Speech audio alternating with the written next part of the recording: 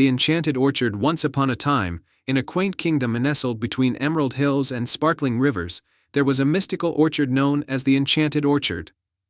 This orchard was renowned for its magical fruits, which were said to have the power to grant one wish to someone with a pure heart and noble intentions.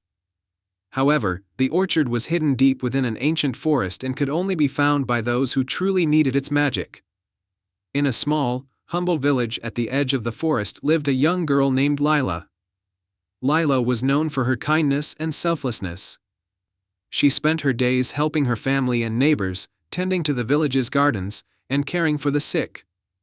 Despite her generosity, Lila and her village were suffering from a terrible blight that had ruined their crops and left them in dire need of food. One day, as Lila was tending the village garden, she overheard a group of travelers talking about the Enchanted Orchard. They spoke of its magical fruits and the wonders it could bring. Determined to help her village, Lila decided she would venture into the forest to find the orchard and use its magic to save her home. The journey begins early the next morning. Lila packed a small satchel with bread, a flask of water, and a warm cloak. She set off into the ancient forest, guided only by the whispers of the wind and the stories she had heard. The forest was dense and mysterious, with towering trees and winding paths. As she journeyed deeper into the forest, Lila encountered a wise old owl perched on a gnarled tree branch. The owl looked at her with piercing eyes and said, "To find the Enchanted Orchard, you must first solve my riddle. I have branches but no fruit, no trunk but plenty of leaves. What am I?" Lila pondered for a moment and then answered, "A book." The owl hooted in approval and flapped its wings, revealing a hidden path illuminated by a soft, silver glow. Lila followed the path, her heart filled with hope. The mysterious glade. The path led Lila to a serene glade where the trees were adorned with glowing fireflies. In the center of the glade was a gently bubbling spring, and beside it stood a graceful deer. The deer spoke softly. "To continue, you must solve this riddle. What has cities, but no houses, mountains, but no trees, and water, but no fish?" Lila thought carefully and then answered, "A map." The deer nodded and stepped aside, revealing a shimmering bridge that spanned across the spring. Lila crossed the bridge and continued her journey. The Enchanted Orchard. The bridge led Lila to a hidden grove bathed in golden light. In the center of the grove stood the Enchanted Orchard, its trees laden with glowing fruits of every color imaginable. The air was filled with a sweet, intoxicating fragrance. Lila approached the orchard and saw a large, ancient tree in the middle, with a single, magnificent fruit hanging from its branches. The tree spoke in a deep, melodic voice, "To receive the magic of the Enchanted Orchard, you must make a wish with a heart full of love and selflessness. What you wish for should benefit others." Lila took a deep breath and made her wish. "I wish for my village to be blessed with abundant crops and to have enough food for everyone, so that no one has to go hungry." As she spoke, the magnificent fruit began to glow even brighter, and a gentle breeze carried its magic back to Lila's village. The light spread across the forest, flowing into the fields and gardens of her home.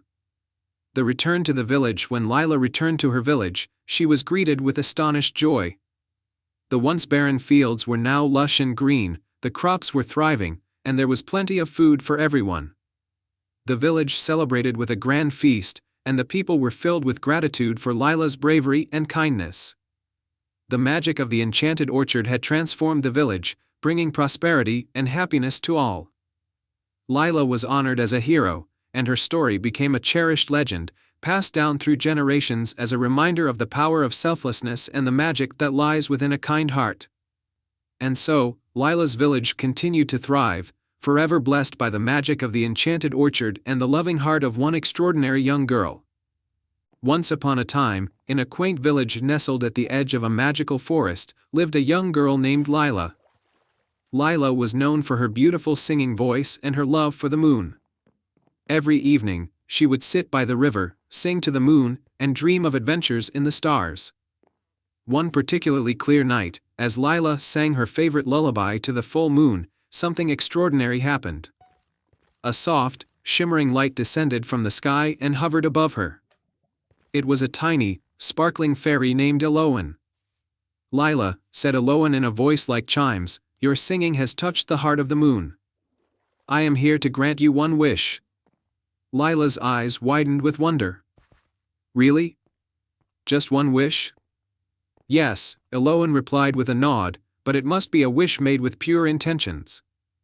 Lila thought for a moment. She wished to explore the stars and see the moon up close, but she knew she had to be careful not to be selfish. Finally, she spoke her wish aloud. I wish to visit the moon and discover its secrets. I want to learn from the moon's wisdom and bring back something that can help my village. Eloan's wings sparkled brighter. A noble wish indeed. Hold on tight. In the blink of an eye, Lila found herself on a path made of silver stardust leading up to the moon. The path wound through the night sky, past twinkling stars and floating comets. As she walked, the moon grew larger and more magnificent. When she reached the moon, she was greeted by Luna, the Moon Queen, who was as radiant as the stars themselves. Luna welcomed Lila with a warm smile. Welcome, brave traveler. You have come with a pure heart. I will share with you the moon's secrets and give you something precious. Lila marveled at the moon's landscape. It was a place of serene beauty, with gentle, glowing craters and moonflowers that sang softly in the lunar breeze. Luna guided Lila to a shimmering, crystal-clear spring at the moon's heart. This spring holds the moon's wisdom, Luna explained. Its water has the power to reveal hidden truths and bring peace to those who seek it. Lila dipped her hands into the spring, and images began to appear before her eyes. She saw her village, its struggles with drought and hard times, and the faces of her friends and family. The moon's wisdom will guide you, Luna said. But there is also a gift for you. Luna handed Lila a small, radiant stone. This is a moonstone. It will bring harmony and abundance to your village. With the moonstone in hand, Lila thanked Luna and Eloan, who whisked her back to her village. As she arrived, the village was bathed in a soft, silver glow. The moonstone's magic began to work immediately. The fields began to flourish with crops, the river sparkled with fresh water, and the villagers' spirits lifted. Lila shared her adventure with the villagers, and they celebrated her bravery and the moonstone's magic. From that day on, the village thrived, and the people never forgot the girl who had touched the moon and brought back its precious gift. And every night, Lila would sing her lullaby by the river, knowing that the moon's light was always watching over them, and that sometimes, the purest wishes lead to the most magical discoveries. And so, the village lived happily ever after, under the watchful gaze of the moon and the gentle glow of Lila's moonlit melody. The end. Once upon a time, in the enchanting kingdom of Eldoria, there was a village called Glimmerbrook, nestled between the Crystal Mountains and the Enchanted Forest. The villagers lived in harmony with nature, and their lives were filled with joy and prosperity. Every night, the moon shone brightly over the village, casting a silver glow on everything it touched. The villagers believed that the moonlight was a gift from Luna, the moon goddess, who watched over them from the night sky. Among the villagers was a young girl named Lyra, known for her adventurous spirit and boundless curiosity. Lyra loved exploring the enchanted forest, where she often played with the woodland creatures and listened to the whispers of the ancient trees. Her grandmother, a wise and gentle woman named Alara, often told her stories about the Moonlit Meadow, a mystical place said to be hidden deep within the forest. According to legend, the Moonlit Meadow was a sanctuary where Luna herself descended to bless the land with her magic. One fateful evening, as Lyra and her grandmother sat by the fireplace, Alara spoke of a dark shadow that had begun to creep over Eldoria. The moonlight was fading, and with it, the vitality of the village. Crops withered, and the once clear streams turned murky. The villagers grew anxious, fearing that Luna had abandoned them. The moonlit meadow holds the key to saving our village, Alara said softly. But it can only be found by one with a pure heart and an unyielding spirit. Determined to save her village, Lyra set off early the next morning. She packed a small satchel with provisions and took her grandmother's silver pendant, a family heirloom said to be blessed by Luna herself. With the pendant around her neck, Lyra ventured into the enchanted forest, following the faint traces of moonlight that filtered through the trees. As she journeyed deeper into the forest, Lyra encountered a wise old owl named Orion. Orion had been watching over the forest for centuries and knew of the moonlit meadow. "I can guide you," he said in a hooty voice, "but first, you must help me. A dark curse has befallen the sacred oak, the heart of this forest. Its branches are withering, and it no longer sings to the moon." Lyra agreed to help and followed Orion to the sacred oak. The tree stood tall but looked sickly, its once vibrant leaves now dull and lifeless. Lyra placed her hands on the trunk and closed her eyes, focusing on the pendant's warmth against her chest. She sang a soft, melodious tune, a lullaby her grandmother had taught her. As she sang, the pendant began to glow, and the moonlight around her intensified. The sacred oak's leaves slowly regained their color, and the tree hummed with life once more. Orion, impressed by Lyra's pure heart, guided her further into the forest. They reached a river guarded by a majestic silver stag. "To cross this river, you must prove your courage," the stag declared. On the other side, a frightened fawn was trapped on a narrow ledge, surrounded by rushing waters. Without hesitation, Lyra waded into the river, battling the strong currents. She reached the fawn and gently lifted it onto her shoulders. Carefully, she made her way back across the river, where the stag waited with an approving nod. "You have shown great courage," the stag said. "You may cross." Lyra and Orion continued their journey until they reached the foot of the Crystal Mountains. A narrow, winding path led up to a hidden cave, where Luna's light was said to be strongest. Inside the cave, Lyra found a shimmering pool of water, reflecting the moonlight. In the center of the pool stood a beautiful, glowing flower, the lunar blossom, a symbol of Luna's blessing. As Lyra approached the lunar blossom, a dark shadow loomed over her. The shadow serpent, a creature of darkness, had been guarding the blossom, feeding off its light. "To claim the blossom, you must defeat me," the serpent hissed, its eyes glowing with malice. Lyra, clutching her pendant, stepped forward. She remembered her grandmother's stories and the power of the moonlight. With a deep breath, she raised the pendant high, and a beam of pure moonlight shot forth, striking the serpent. The creature recoiled, hissing in pain, but Lyra stood her ground, her heart filled with determination. "Luna, guide me," she whispered, and the moonlight intensified, enveloping the serpent in a brilliant glow. The shadow serpent writhed and then dissolved into the light, leaving nothing but a faint wisp of smoke. Lyra reached out and gently plucked the lunar blossom from the pool. With the blossom in hand, Lyra made her way back to Glimmerbrook. As she walked, the moonlight followed her, growing brighter with each step. When she returned to the village, the lunar blossom's light spread over the land, restoring the crops and purifying the streams. The villagers gathered, their faces filled with awe and gratitude. Elara embraced Lyra, tears of joy in her eyes.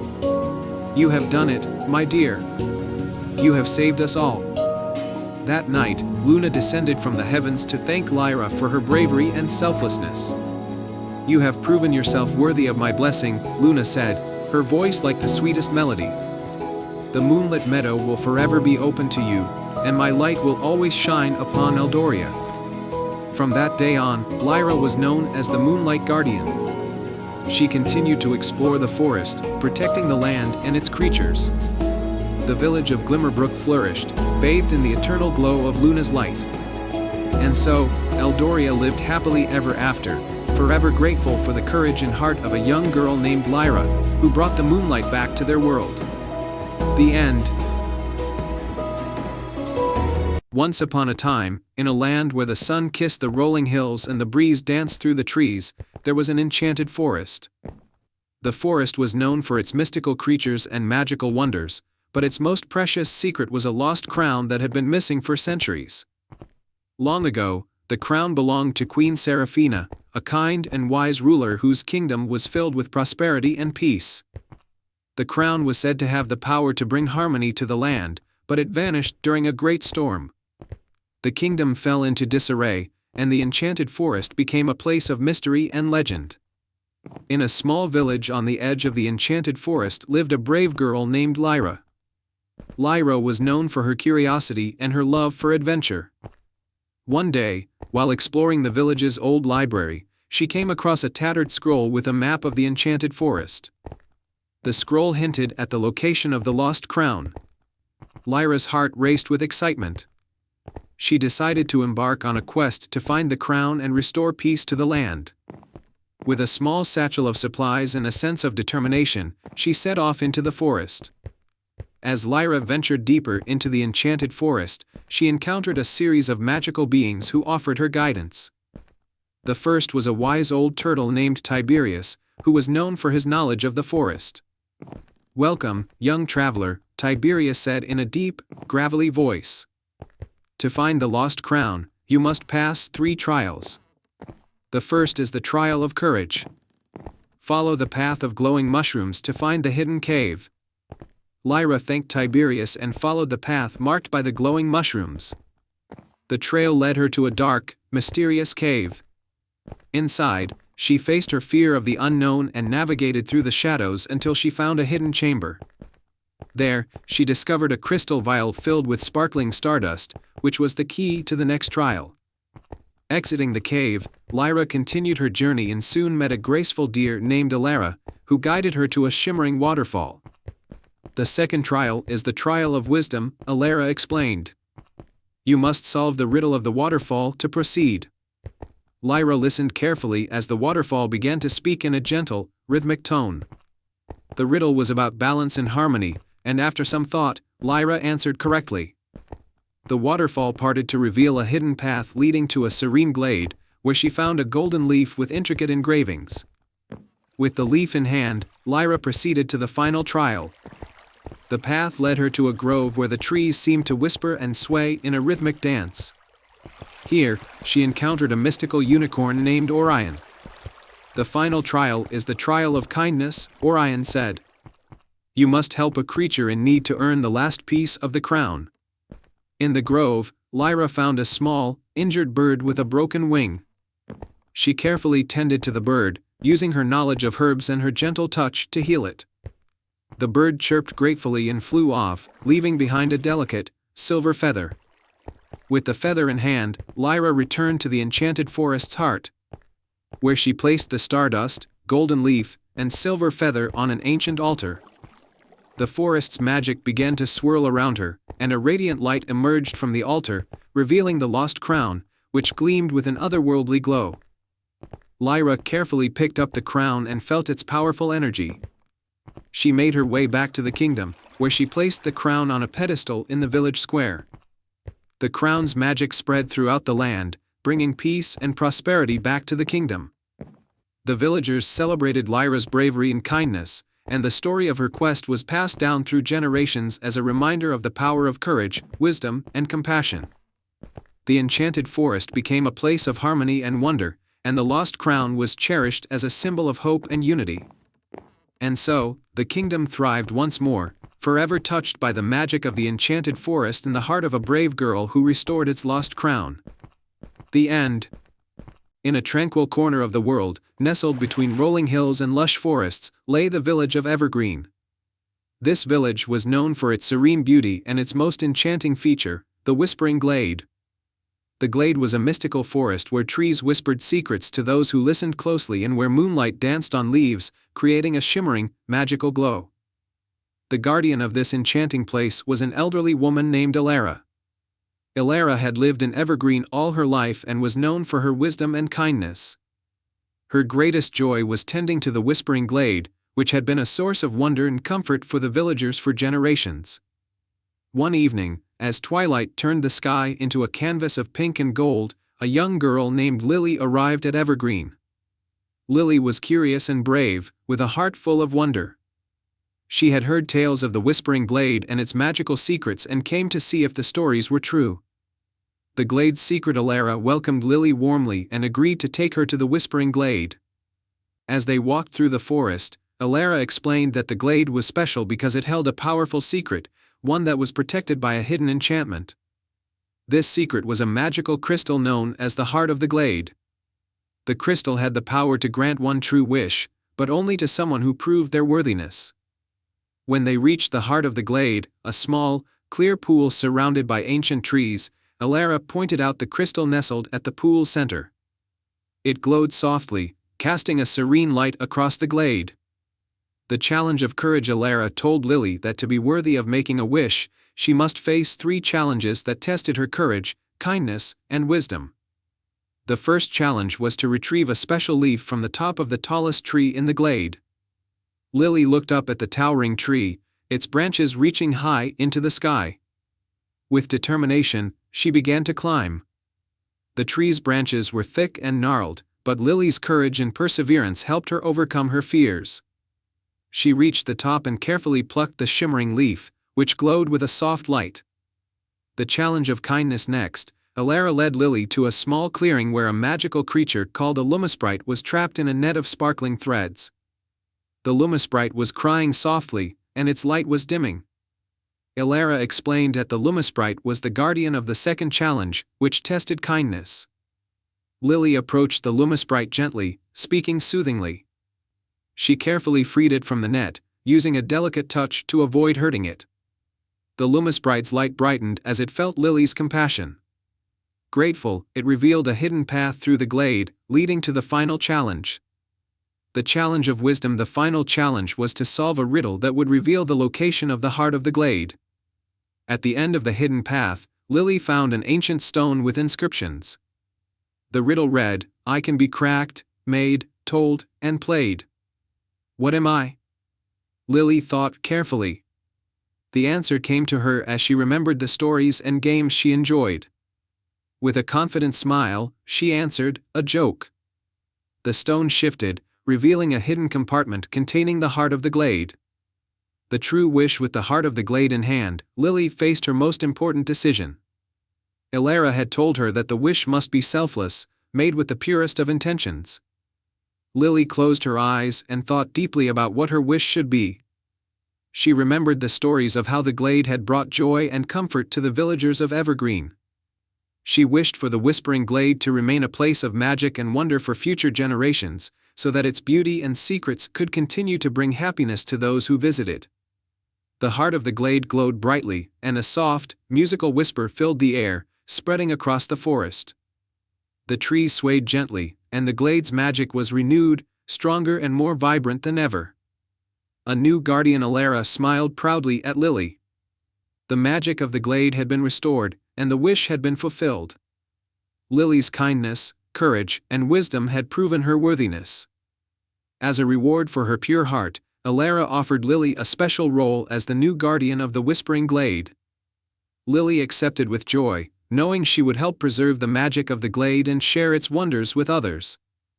Lily became a beloved guardian, guiding visitors through the glade and teaching them the values of courage, kindness, and wisdom.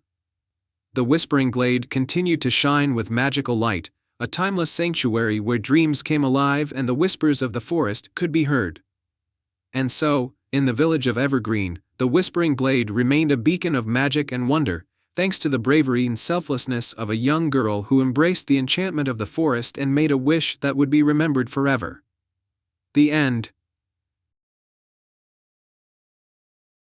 Once upon a time, in a quaint village surrounded by dense forests and rolling hills, there was a small, humble cottage owned by a kind woman named Elara. Elara was known for her generous spirit and her love for all living things. Her garden was always blooming, and animals from far and wide came to her for help. One evening, as the sun began to set, casting a warm glow over the land, Elara was tending to her garden when she noticed a strange, golden light flickering among the flowers. Curious, she followed the light and discovered an old, dusty lantern buried under a pile of leaves. Elara carefully picked up the lantern and brushed off the dirt.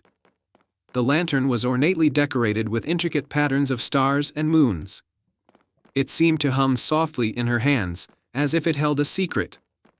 As she brought the lantern inside and placed it on her mantle, the golden light grew brighter. With a soft click, the lantern's door opened, and out floated a tiny, shimmering fairy. The fairy's wings sparkled like diamonds, and her smile was as warm as sunlight. "Thank you for freeing me," the fairy said with a voice as gentle as a summer breeze. "I am Leora, the guardian fairy of wishes. For freeing me, I will grant you one wish." Elara was amazed but also a bit puzzled. She thought about what she might wish for. She had everything she needed and wanted nothing for herself. After a moment's reflection, she said, "I wish for a way to help everyone in our village." Leora's eyes twinkled, and she waved her wand, sending a burst of sparkling light into the lantern. "Your wish is granted. This lantern will now shine with a magical light that can bring joy and aid to those in need. But remember, the light only works if the heart behind it is pure." With that, Leora vanished back into the lantern, leaving Elara with a sense of wonder and responsibility. The next day, a storm hit the village, leaving the villagers in a state of disarray. Homes were damaged, and spirits were low. Elara knew this was the time to use the lantern's magic. She carried the lantern through the village, holding it high so that its warm, golden light could shine upon everyone. Wherever the light touched, flowers began to bloom, broken things were mended, and smiles appeared on the villagers' faces. The lantern's light spread joy and hope, transforming the village into a place of renewed happiness. But as the days went by, Elara noticed something even more magical. The lantern's light began to reveal hidden talents in the villagers. The blacksmith, who had always been gruff, found joy in creating beautiful sculptures. The baker, once shy, discovered a talent for storytelling that brought laughter to the village. The lantern's light helped each person find their own unique gift and encouraged them to share it with others. One evening, as the village celebrated their newfound joy and prosperity, Elara noticed that the lantern's light had dimmed. She was concerned but remembered Leora's words about a pure heart. She knew that the lantern's magic depended on the kindness of the one who carried it. Elara thought deeply and realized that the true magic was not in the lantern itself but in the way it had brought the villagers together and helped them discover their own potential. She decided to pass the lantern on to someone else in need, trusting that its magic would continue to spread. As she prepared to hand over the lantern, Leora reappeared, her eyes shining with approval. "You have used the lantern's magic wisely, Elara. The light it gave was a reflection of your own kindness and generosity. Remember, the greatest magic of all is the kindness in your heart." Elara smiled and handed the lantern to a young woman who had just moved to the village. She hoped that the lantern would continue to bring joy and inspiration to others. And so, the village thrived, and the enchanted lantern continued its journey, lighting up the lives of those who needed it most.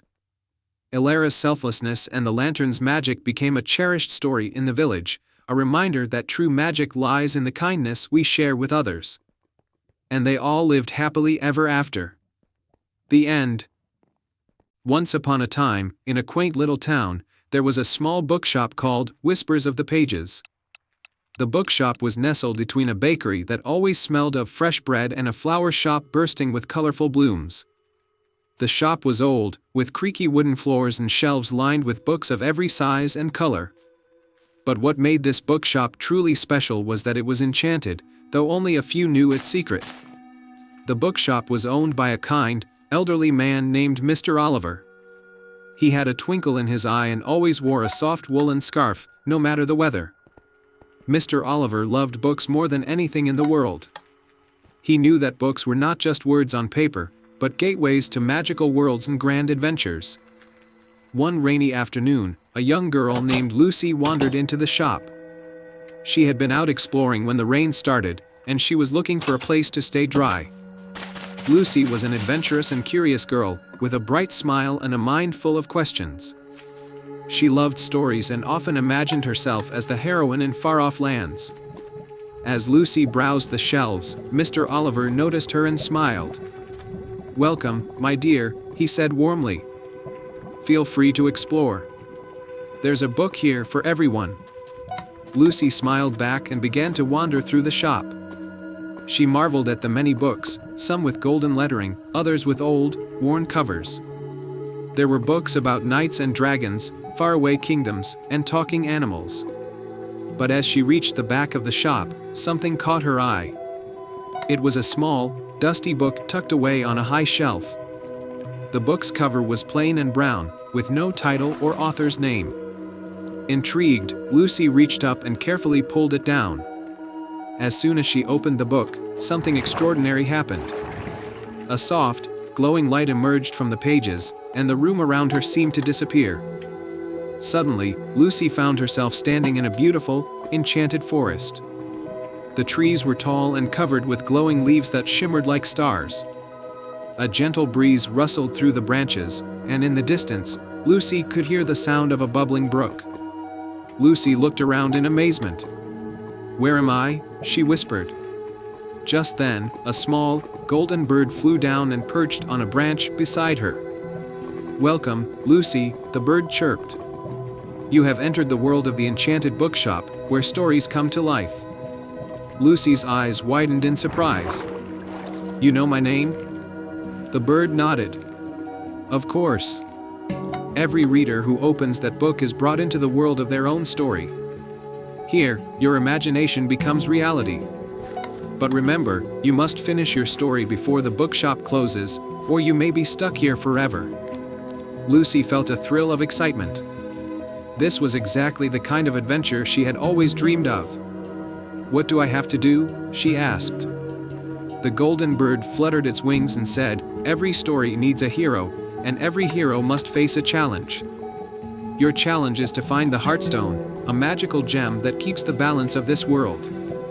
It has been stolen by a mischievous goblin named Grimble. Without the Heartstone, the light in our forest will fade, and darkness will take over." Lucy nodded, determined. "I'll find the Heartstone and bring it back." The golden bird pointed its beak toward a path that led deeper into the forest. "Follow this path, and it will lead you to Grimble's lair. But be careful, Grimble is tricky and loves to play games." With a deep breath, Lucy set off down the path. The forest was filled with wonders, glowing flowers, trees that whispered secrets, and friendly animals that greeted her along the way. But Lucy knew she had to stay focused on her mission. After walking for some time, Lucy reached a dark cave at the edge of the forest. This was Grimble's lair. Taking a deep breath, she stepped inside. The cave was dimly lit by glowing mushrooms, and shadows danced on the walls. In the center of the cave, sitting on a pile of treasures, was Grimble. Grimble was small, with pointy ears, a wide grin, and mischievous eyes that twinkled in the dim light. He was holding the Heartstone, a beautiful gem that glowed with a soft, blue light. "Ah, a visitor," Grimble cackled. "What brings you to my humble home?" Lucy stood tall and spoke bravely. "I've come to take back the Heartstone. The forest needs it to stay alive." Grimble chuckled. "You're a bold one, aren't you? But I don't just give away my treasures. If you want the Heartstone, you must win it from me. We'll play a game, a riddle contest. If you solve my riddle, the Heartstone is yours. But if you fail, you'll be stuck here forever." Lucy agreed, her heart pounding with both fear and excitement. Grimble grinned wider and began. "Here is your riddle. I speak without a mouth and hear without ears. I have no body, but I come alive with wind. What am I?" Lucy thought hard. She had heard this riddle before. She closed her eyes, imagining the answer. Then, with a smile, she said, "You are an echo." Grimble's grin faded, and his eyes widened in surprise. "You're right," he grumbled. "I didn't think you'd get it so quickly." Reluctantly, Grimble handed the Heartstone to Lucy. As soon as she touched it, the cave filled with a bright light, and the darkness melted away. "Well done, Lucy," Grimble said, sounding both impressed and disappointed. "You've won the game and saved the forest." Lucy thanked Grimble and hurried back to the forest with the Heartstone. As soon as she returned, the golden bird flew down to meet her. "You did it," the bird chirped happily. "The forest is safe again." Lucy placed the Heartstone back in its rightful place in the heart of the forest, and immediately, the trees glowed brighter, and the air filled with the sweet scent of flowers. As Lucy watched, the world around her began to fade, and she found herself back in the bookshop, holding the dusty old book. The light from the pages slowly dimmed, and the book closed with a soft thud. Mr. Oliver appeared beside her, smiling kindly. It seems you've had quite the adventure, my dear. Lucy nodded, her heart still racing with excitement. The book, it took me to a magical world. Mr. Oliver chuckled. Books are magical in many ways. They can take us on adventures, teach us new things, and show us worlds beyond our own. But remember, the most important stories are the ones you create yourself. Lucy smiled, understanding the wisdom in his words. She carefully placed the book back on the shelf, knowing that it would be waiting for the next curious reader to discover its magic. As Lucy left the shop, the rain had stopped and a rainbow stretched across the sky. She walked home with a heart full of joy, knowing that even in the real world, there were endless adventures waiting to be found in the pages of a book. The end. Once upon a time, in a quaint village called Meadowbrook, there lived a young girl named Emma. Meadowbrook was a charming place, surrounded by lush green fields and sparkling streams. At the center of the village was an ancient, majestic oak tree, under which stood an old, abandoned well. Legend had it that the well held a magical silver bell, which could grant one wish to a pure-hearted person. Emma was a kind and adventurous girl, known for her gentle spirit and her love of stories. Every evening, she would sit by the well and listen to the tales told by the village elders. One night, as she gazed at the stars, she decided to find the silver bell to help her village, which had been suffering from a long drought. The next morning, Emma set off on her journey.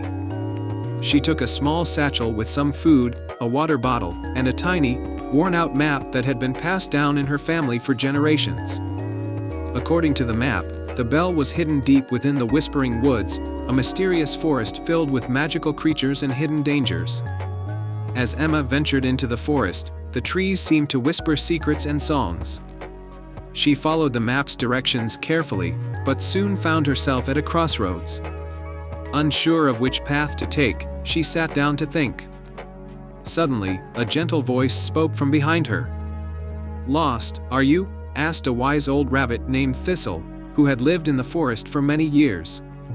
Emma explained her quest, and Thistle, seeing her determination, decided to help.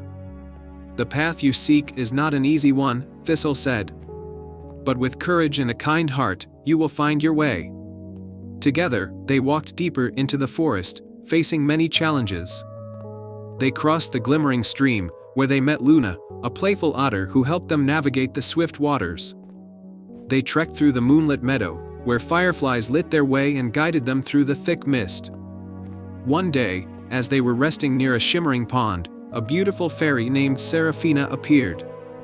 "I know of your quest, Emma," she said, her wings sparkling like diamonds. "The silver bell is hidden in the heart of the forest, guarded by the ancient tree spirit, Ilarion. Only those who show true bravery and selflessness can earn his trust." Seraphina gifted Emma a small, enchanted lantern. "This will light your way and protect you from harm," she said. With the lantern in hand, Emma, Thistle, and Luna continued their journey. They finally reached the heart of the forest, where a grand, ancient tree stood tall. Its branches stretched out like welcoming arms, and its leaves whispered with age-old wisdom. From the shadows emerged Ilarion, the tree spirit, his eyes glowing with a gentle, green light. "Who dares to seek the silver bell?" he asked in a deep, resonant voice. Emma stepped forward and told Ilarion about her village's plight and her wish to bring rain to end the drought. Ilarion listened intently, sensing the sincerity in her heart. "To prove your worth," Ilarion said, "you must face a final trial. In the hollow of reflection, you will confront your deepest fears and doubts. Only by overcoming them can you find the bell." Emma entered the hollow of reflection, holding the enchanted lantern. Inside, she saw visions of her fears and insecurities. She faced the darkness with courage, remembering the love and support of her friends and family. The lantern's light grew brighter, dispelling the shadows. At the center of the hollow, she found the silver bell, glowing with a soft, silvery light. As she picked it up, a wave of warmth and hope washed over her. Emma returned to Ilarion, who smiled approvingly. "You have proven yourself, Emma," he said. "Take the bell and fulfill your wish." Emma, Thistle, and Luna journeyed back to Meadowbrook. Upon her return, the villagers gathered around the ancient well. With a heart full of hope, Emma rang the silver bell. The sound was pure and melodious, echoing across the fields. Almost immediately, dark clouds gathered, and a gentle rain began to fall. The drought ended, and the fields turned green and lush once more. The villagers rejoiced, grateful for Emma's bravery and kindness. The silver bell was placed in a special shrine near the well, a symbol of hope and the power of a pure heart. Emma's name became legend, and Meadowbrook flourished under her loving care. And so, Emma lived a life full of adventure and joy, always guided by her kind heart and the love of her village. And they all lived happily ever after. I hope you enjoyed this fairy tale. Once upon a time, in a kingdom nestled between enchanted forests and shimmering rivers, there was a young princess named Seraphina. Seraphina was known throughout the land for her kindness, wisdom, and beauty. But there was something even more extraordinary about her. Each night, a single, glowing starflower would bloom in her royal garden, and its petals were said to grant the holder one wish. Legend had it that the starflower bloomed only for those with a pure heart, and Seraphina's garden was the only place in the kingdom where these magical flowers grew. Seraphina cared for her garden with great love, ensuring that the starflowers thrived. One day, a terrible drought struck the kingdom. The rivers ran dry, the crops withered, and the people grew desperate. Seraphina's father, King Alden, called for a council to seek a solution. The kingdom's wisest advisors suggested seeking out the Starflower Princess, believing the magic of the Starflower could save them. As Seraphina pondered how best to use the Starflower's magic, a dark cloud passed over the kingdom. From this cloud emerged a fearsome sorcerer named Malachi, who coveted the Starflower's power. He appeared before the king and offered to end the drought in exchange for the Starflower. King Alden, desperate to save his people, agreed reluctantly. However, Seraphina, sensing Malachi's malevolent intent, intervened. "Father, allow me to travel to the Whispering Glade. It is said that the ancient spirits there may know how to end the drought without surrendering our kingdom's magic." The king agreed, and Seraphina set off on her journey. Accompanied by her loyal guard, Sir Cedric, and her childhood friend, an owl named Luna, Seraphina ventured into the heart of the enchanted forest. The Whispering Glade was a place of ancient magic, where the trees themselves spoke in hushed tones, and the air shimmered with mystical energy. As Seraphina and her companions entered, they were greeted by the spirits of the forest, who appeared as ethereal, glowing figures. One of the spirits, an ancient guardian named Elian, approached Seraphina. "Princess," Elian said, "we know of your plight. The drought is the work of Malachi, who seeks to drain the life from your kingdom. To save your people, you must find the crystal spring, hidden deep within the Cavern of Echoes. Its waters will restore balance and end the drought." Elian gave Seraphina a map and a crystal pendant that would light the way. With renewed determination, Seraphina, Sir Cedric, and Luna continued their journey. They traveled through dense forests, crossed treacherous rivers, and climbed steep mountains until they finally reached the entrance of the Cavern of Echoes. The cavern was dark and foreboding, filled with the sound of whispers that echoed off the walls. Using the pendant's light, they navigated the labyrinthine passages, overcoming challenges and solving ancient riddles. At last, they reached the heart of the cavern, where the crystal spring flowed. Its waters sparkled with an otherworldly glow. Seraphina filled a vial with the magical water, but as they prepared to leave, Malachi appeared, blocking their path. "Foolish princess," Malachi sneered, "did you think you could outsmart me? The power of the Starflower will be mine." With a wave of his hand, Malachi summoned dark magic to trap Seraphina and her companions. But Luna, the wise owl, flew at Malachi, distracting him long enough for Seraphina to use the pendant's light to dispel his dark magic. As the light enveloped Malachi, he screamed in fury and vanished into a cloud of smoke. Seraphina, Sir Cedric, and Luna quickly left the cavern and returned to the kingdom with the vial of crystal spring water. Back at the castle, Seraphina poured the water into the parched soil of the royal garden. Instantly, the earth began to heal, and rain clouds gathered in the sky. The drought ended, and life returned to the kingdom. the people rejoiced, celebrating Seraphina's bravery and wisdom. In gratitude, the spirits of the Whispering Glade granted the kingdom a grove of starflowers, ensuring that their magic would always be there to protect and nourish the land. King Alden, filled with pride, declared a festival to honor Seraphina and her companions. Seraphina, however, remained humble.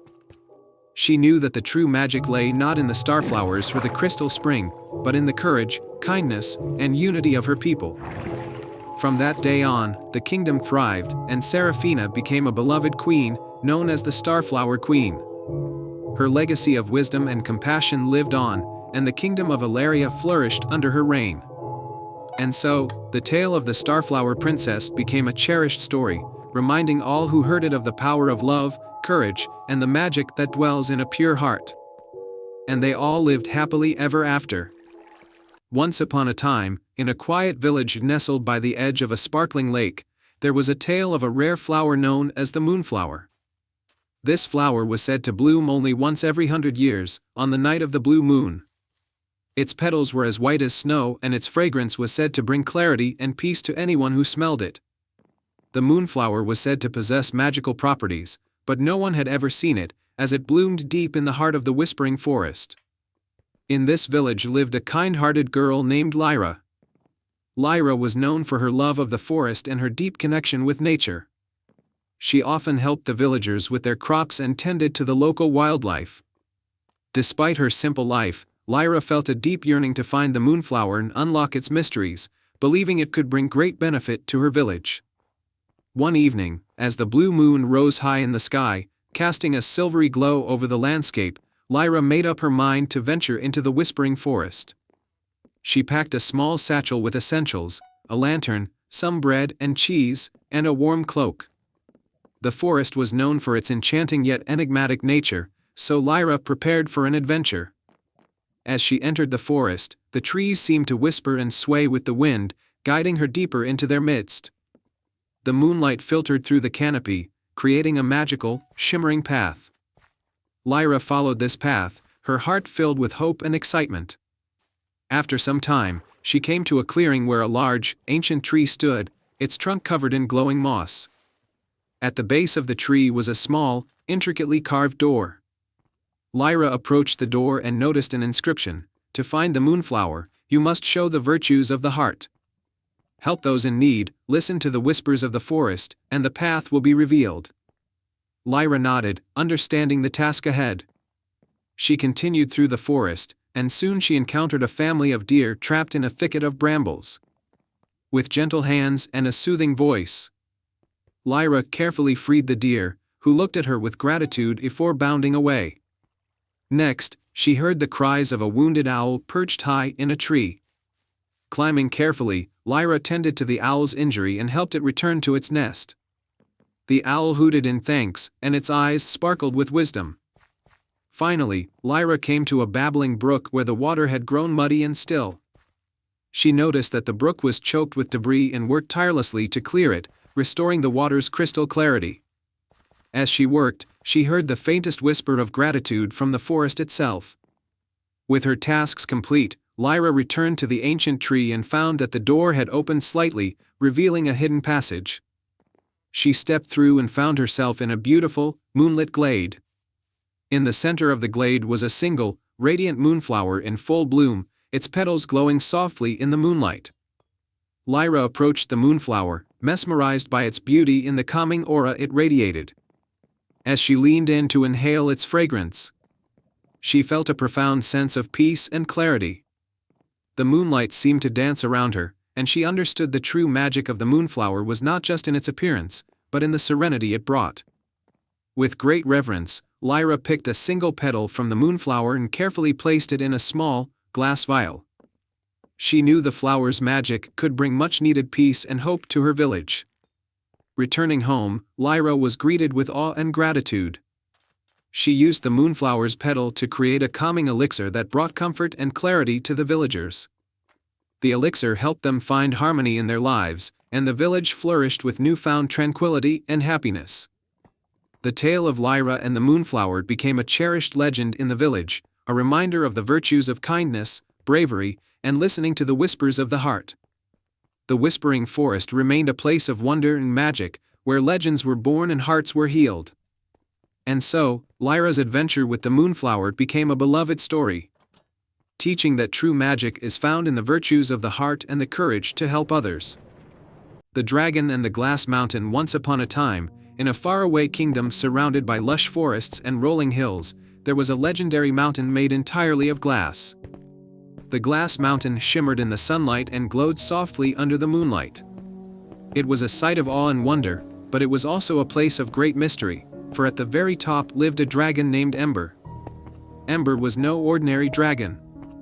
His scales were not the dark, menacing kind seen in most tales, but instead gleamed like molten gold, reflecting the light in dazzling patterns. Ember had guarded the Glass Mountain for centuries, and it was said that he had been placed there by a powerful enchantress to protect a secret treasure hidden within the mountain's crystalline walls. The enchantment of the Glass Mountain. The people of the nearby village of Lemuria often gazed at the mountain from afar, dreaming of the treasures it held.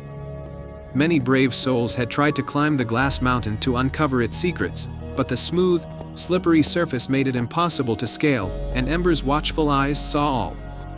In the heart of the village lived a young girl named Elara. Unlike the other villagers, Elara did not dream of riches or fame. She was curious and kind, and she loved stories of adventure and magic. Every evening, she would sit by the fire with her grandmother, who would tell her tales of the Glass Mountain and the dragon that guarded it. One day, as Elara wandered through the forest collecting herbs, she found herself standing at the base of the Glass Mountain. She marveled at its beauty, but as she looked up, she noticed something strange.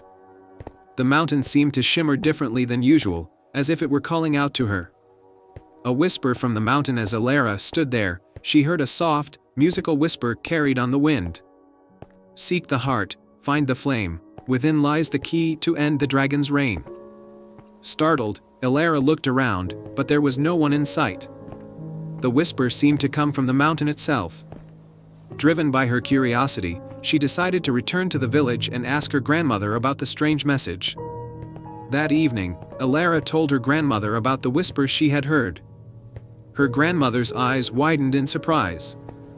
"The heart of the mountain," she said slowly, "is said to be where the true treasure lies. But it's not gold or jewels. It's something far more powerful, something that could change the fate of the entire kingdom." Elara's curiosity only grew. "What could it be?" she asked. "The heart of the mountain is a magical gem called the Heartstone," her grandmother explained. "It's said to have the power to control the elements and bring peace to the land. But it has been hidden for centuries, and no one knows how to find it, except for the dragon, Ember." The journey begins. Elara knew what she had to do. Despite the dangers, she decided to seek the Heartstone and uncover the secret of the Glass Mountain. She packed a small bag with food, a lantern, and a tiny flute her grandmother had given her when she was a child. Early the next morning, Elara set out for the Glass Mountain. As she approached, she noticed that the mountain's surface seemed to ripple and shift, making it appear even more impossible to climb. But Elara remembered the whisper, "Seek the heart, find the flame." She realized that the path to the Heartstone might not be a physical climb, but a journey of the heart. She stood at the base of the mountain and began to play her flute. The sweet, lilting notes floated up towards the peak. As she played, the glassy surface of the mountain began to change. The smooth surface rippled like water, and a pathway of light appeared, spiraling up towards the summit. Elara's heart raced as she stepped onto the path. It was solid beneath her feet, yet it glowed with a warmth that felt alive. She followed the path upwards, the light guiding her way as it wound around the mountain. Meeting Ember as Elara neared the top, she saw a flash of golden light ahead. There, perched at the very peak of the mountain, was Ember. His eyes, like molten lava, watched her approach.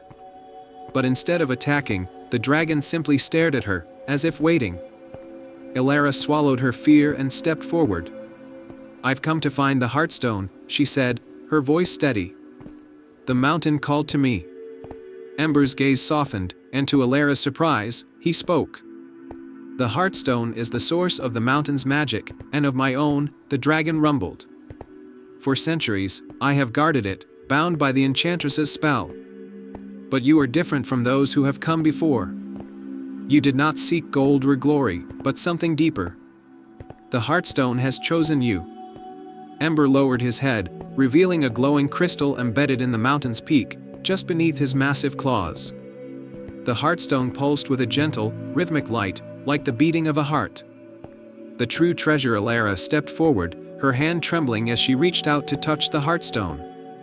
The moment her fingers brushed against it, a wave of warmth and light enveloped her. She felt the power of the mountain, the dragon, and the ancient magic all at once. The whispering voice returned, but this time it was clear and strong. "The heart of the mountain is not just a stone, it is the love, the courage, and the kindness within you. Use its power wisely, and the kingdom will thrive." As the light faded, Elara found herself standing at the base of the mountain once more. The Heartstone rested in her hand, glowing softly. The glass mountain had returned to its original form, and Ember was nowhere to be seen. Elara returned to the village, where she shared her story in the power of the Heartstone. The villagers were amazed and grateful, for with the Heartstone, Elara was able to bring prosperity and peace to Willowbrook. The once dormant fields bloomed, the rivers flowed with crystal-clear water, and the village thrived like never before. As for Ember, the dragon was freed from his centuries-long guardianship and was last seen soaring across the skies, his golden scales glinting in the sunlight. And so, the glass mountain remained, still shimmering in the light, a testament to the power of the heart and the courage of a young girl named Elara. Once upon a time, in a tranquil village surrounded by rolling hills and serene meadows, there was a secluded garden known as the Moonlit Garden. This garden was famous for its flowers that only bloomed under the light of the full moon. The flowers were said to have magical properties, and the villagers believed they brought good fortune and joy to those who tended them. For years, the Moonlit Garden had been cared for by a kind old woman named Elara. Her delicate touch and gentle care kept the garden flourishing, and the villagers often came to her for advice and blessings. However, one fateful night, a powerful storm swept through the village, and when the morning came, the Moonlit Garden was left in disarray. The once beautiful flowers were wilted and gray, and the magical glow had vanished. Desperate to restore the garden's magic, Elara confided in a brave young girl named Ava. Ava was known for her adventurous spirit and her deep love for nature. Elara explained that the garden's magic depended on a hidden, mystical artifact called the Moonstone, which had gone missing during the storm. The Moonstone was the key to the garden's enchantment, and without it, the garden's magic could not be restored. Determined to help, Ava set out on a quest to find the Moonstone and save the Moonlit Garden. The first challenge, the Enchanted Forest. Ava's journey took her to the Enchanted Forest, a dense woodland known for its whimsical and magical inhabitants. As she ventured deeper into the forest, she encountered a mischievous fox with fur that shimmered like stardust. To pass through the Enchanted Forest, the fox said with a sly grin, "You must solve this riddle. I speak without a mouth and hear without ears. I have no body, but I come alive with the wind. What am I?" Ava pondered the riddle for a moment and answered, "An echo." The fox's eyes sparkled with approval, and it pointed out a hidden path through the forest. "Follow this path," the fox instructed, "and it will lead you to the next challenge." The second challenge, the Crystal Lake. Following the fox's directions, Ava arrived at the Crystal Lake, a serene and reflective body of water surrounded by towering trees. The lake was guarded by a wise old turtle whose shell was adorned with glistening gemstones. To cross the Crystal Lake, the turtle said, "You must prove your wisdom. Answer this question. What has cities but no houses, mountains but no trees, and water but no fish?" Ava thought carefully and replied, "A map." The turtle's eyes gleamed with satisfaction, and it created a shimmering bridge of light across the lake. Ava crossed the lake, her heart filled with hope and determination. The third challenge, the Cave of Shadows. On the other side of the lake, Ava found the Cave of Shadows, a dark cavern filled with swirling, mysterious shadows. At the entrance of the cave was an ancient door covered in intricate carvings. A voice echoed from within the cave, "To open this door and find the Moonstone, you must reveal your true intentions." Share your deepest wish and prove that you seek it with a pure heart. Ava took a deep breath and spoke sincerely. My deepest wish is to restore the moonlit garden's magic so that the village can once again be filled with joy and wonder. The cave's walls began to glow with a soft, silvery light, and the ancient door slowly creaked open to reveal the moonstone resting on a pedestal. Its gentle, moonlit glow illuminated the cavern, filling it with a soothing, magical light. The revelation, restoring the moonlit garden. With the moonstone in hand, Ava returned to the moonlit garden. As she placed the moonstone in its rightful place at the center of the garden, a wondrous transformation took place. The flowers began to bloom once more, their petals glowing with vibrant colors, and the garden was bathed in a magical light that shimmered under the moon. The villagers gathered in awe as the moonlit garden was restored to its former splendor. Elara thanked Ava for her bravery and selflessness. And the garden's magic brought renewed joy and fortune to the village. The tale of Ava's quest became a cherished story in the village, a reminder of the power of determination, kindness, and the magic that lies within a pure heart. Under the rejuvenated light of the moonlit garden, the village flourished, forever grateful for the young girl who had restored their magical haven. Once upon a time, in the heart of the Whispering Woods, there was an enchanted glade that glowed with a soft, silver light. The glade was said to be home to a magical creature known as the Moonlight Fox, whose fur shimmered with all the colors of the night sky. This fox had the power to grant a single wish to anyone who found the glade under the light of a full moon. In a nearby village, a young girl named Elara lived with her grandmother, who told her stories of the Moonlight Fox and the glade. Elara, with her heart full of dreams and kindness, wished to find the glade and help her ailing grandmother. She dreamed of a magical cure that would restore her grandmother's health and bring joy back into their lives. One evening, as the full moon rose high and bathed the world in its silvery glow, Elara decided to seek out the glade. With a lantern in hand and a heart full of hope, she ventured into the Whispering Woods. The forest was alive with the sounds of crickets and the gentle rustle of leaves. But Elara felt a comforting warmth guiding her way. As she walked deeper into the woods, she stumbled upon a trail of glowing flowers that seemed to lead her in the right direction. She followed the trail, her excitement growing with each step. The flowers' glow grew brighter until they revealed a clearing bathed in the ethereal light of the full moon. In the center of the glade stood the Moonlight Fox, its fur a dazzling tapestry of stars and moonbeams. Elara approached the Moonlight Fox with a mixture of awe and reverence. The fox's eyes, like two shimmering orbs, met hers with a gentle, knowing gaze. The Moonlight Fox spoke in a voice as soft as a breeze, "Brave child, you have found the enchanted glade. What is your heart's wish?" With a trembling voice, Elara said, "I wish for my grandmother's health to be restored. She has brought so much love and joy into my life, and I want her to be well again." The Moonlight Fox regarded Elara with a thoughtful look, then nodded. "A wish made with such pure intent is a rare and beautiful thing. I shall grant your wish, but remember, true magic comes from the love and care you show each day." With a wave of its shimmering tail, the Moonlight Fox conjured a soft, golden light that enveloped Elara. The light seemed to whisper promises of healing and hope. Elara felt a profound sense of peace and gratitude. As the light faded, the Moonlight Fox vanished into the night, leaving only the lingering glow of the flowers. Elara returned to the village with a heart full of hope. The next morning, her grandmother, who had been frail and tired, awoke feeling stronger and more vibrant than she had in years. The village marveled at her miraculous recovery, and Elara's wish was fulfilled beyond her wildest dreams. Grateful for the magic she had witnessed, Elara continued to care for her grandmother with even more love and dedication. She never spoke of her encounter with the Moonlight Fox, but she carried the lessons of the enchanted glade in her heart. And so, the Whispering Woods remained a place of magic and wonder, where the Moonlight Fox watched over the land, waiting for the next brave soul with a heart full of hope. And they all lived happily ever after.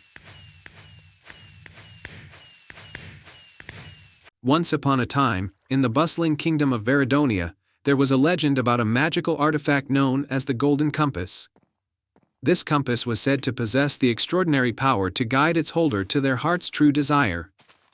It had been lost for centuries, hidden away in a distant and mysterious land. The kingdom's current ruler, King Cedric, was wise but troubled. His kingdom was in turmoil, suffering from a lack of unity among its people.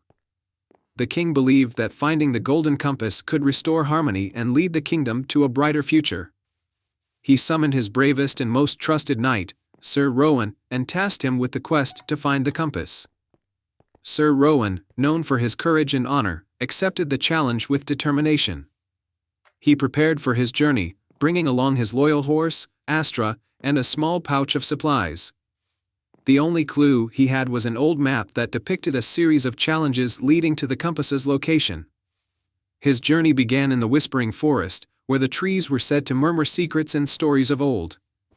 As Sir Rowan ventured deeper into the forest, he encountered a playful sprite named Elara. She had bright, sparkling wings and a mischievous smile. To find the compass, Elara said, "You must solve my riddle." Elara's riddle was, "I have cities, but no houses. I have mountains, but no trees. I have water, but no fish. What am I?" Sir Rowan thought hard and finally answered, "A map." Elara clapped her hands in delight. "Correct. I will guide you to the next part of your journey. But beware, the path ahead is fraught with peril." Following Elara's directions, Sir Rowan reached a towering mountain range. The next challenge was to cross a treacherous gorge with a rickety old bridge. At the bridge's entrance stood a wise old giant named Thorn, who guarded the path. "To cross, you must prove your strength and bravery," Thorn said with a deep voice. "But remember, true strength lies not in physical might but in the heart." Sir Rowan approached the bridge, where he found a series of tasks that tested his courage and compassion. He helped a stranded traveler and rescued a small creature caught in a net. Each act of kindness made the bridge more stable and sturdy. Finally, with a final test of crossing the bridge while carrying a heavy load, Sir Rowan showed his unwavering resolve. Thorn, impressed by Sir Rowan's bravery and heart, allowed him to pass. "You have proven yourself worthy. Continue on, and you will find the compass in the Land of Shadows." Sir Rowan traveled through the mountains and arrived in the Land of Shadows, a realm cloaked in mist and mystery. Here, he encountered an enigmatic figure cloaked in darkness, known as the Shadow Keeper. The Shadow Keeper challenged Sir Rowan with a final trial. To find the golden compass, the Shadow Keeper intoned, "You must confront your greatest fear and find the light within." Sir Rowan, with Astra by his side, faced the darkness of the Land of Shadows. He discovered that his greatest fear was the doubt in his own abilities. Through courage and self-belief, he found that the light he needed was within him all alone. The darkness began to lift, revealing a hidden temple where the golden compass rested. Sir Rowan approached the compass, which gleamed with a warm, golden light. As he touched it, the compass began to spin, pointing toward a distant location in Veridonia. Sir Rowan understood that the compass's true power was not just in finding hidden treasures but in guiding hearts and minds towards their true desires. He returned to Veridonia with the golden compass, and its magic began to work wonders.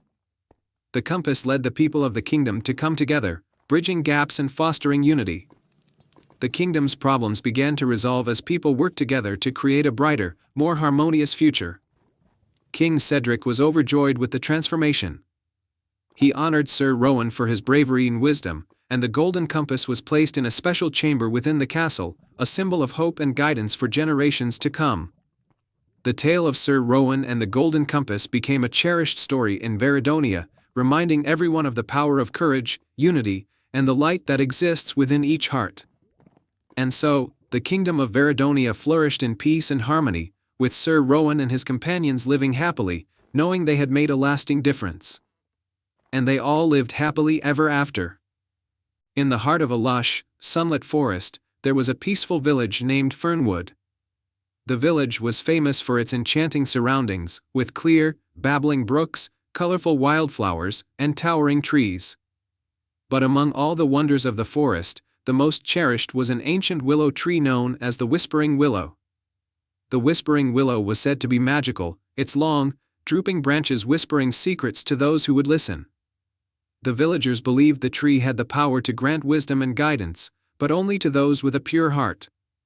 In this village lived a young boy named Tomlin. Tomlin was known for his kind nature and curious spirit. He had always been fascinated by the stories of the whispering willow and often visited it to listen to its soft murmurs, hoping to understand its secrets. One crisp autumn morning, as Tomlin was exploring the forest, he found a peculiar, glimmering feather nestled among the fallen leaves. The feather was iridescent and seemed to sparkle with its own light. Intrigued, Tomlin picked it up and examined it closely. As he held the feather, a soft, melodic voice spoke to him from the air. "Tomlin, the feather you hold is a sign that your heart is ready for a great adventure. Seek the whispering willow and discover the true magic within."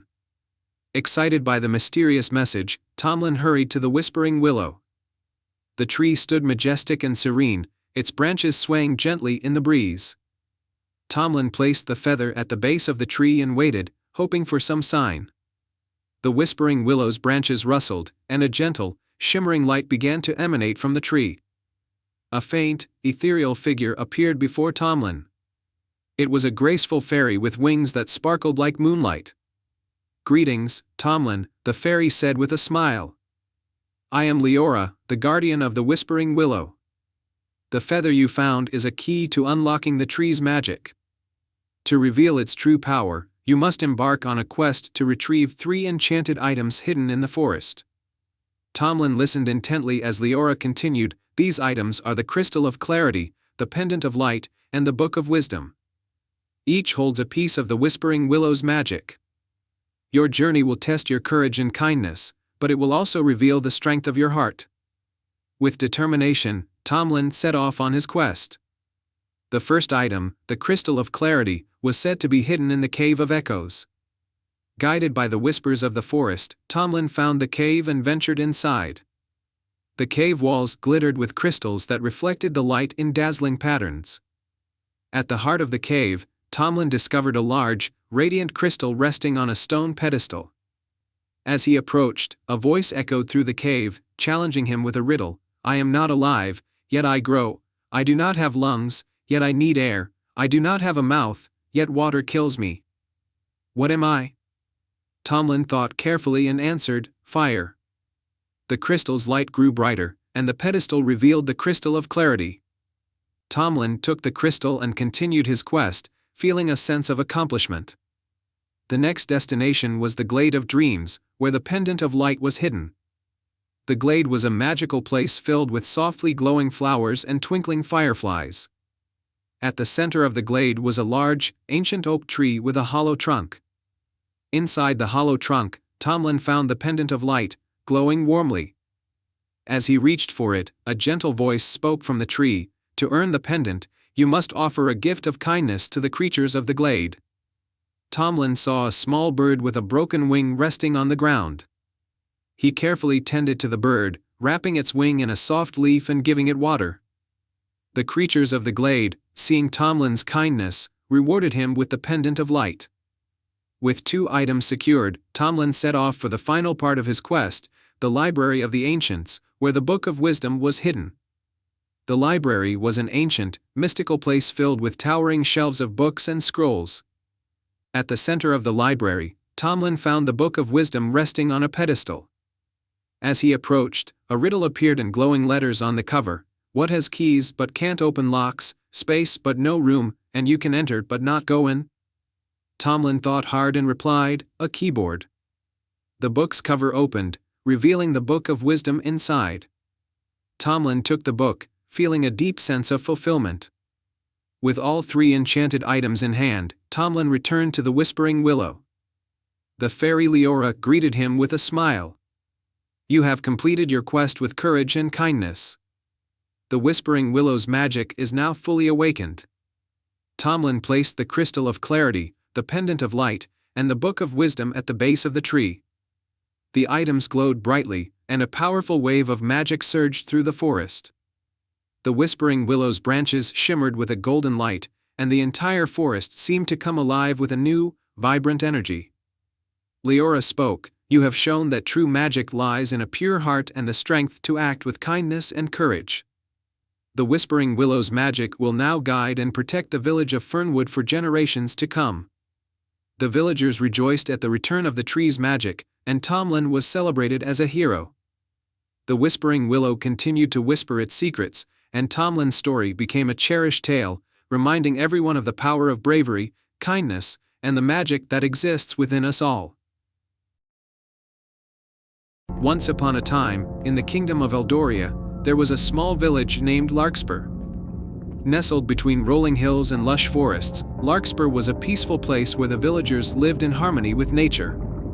In this village lived a young girl named Arya, who had a special gift: she could talk to birds. Arya lived with her grandfather, a wise old man named Cedric.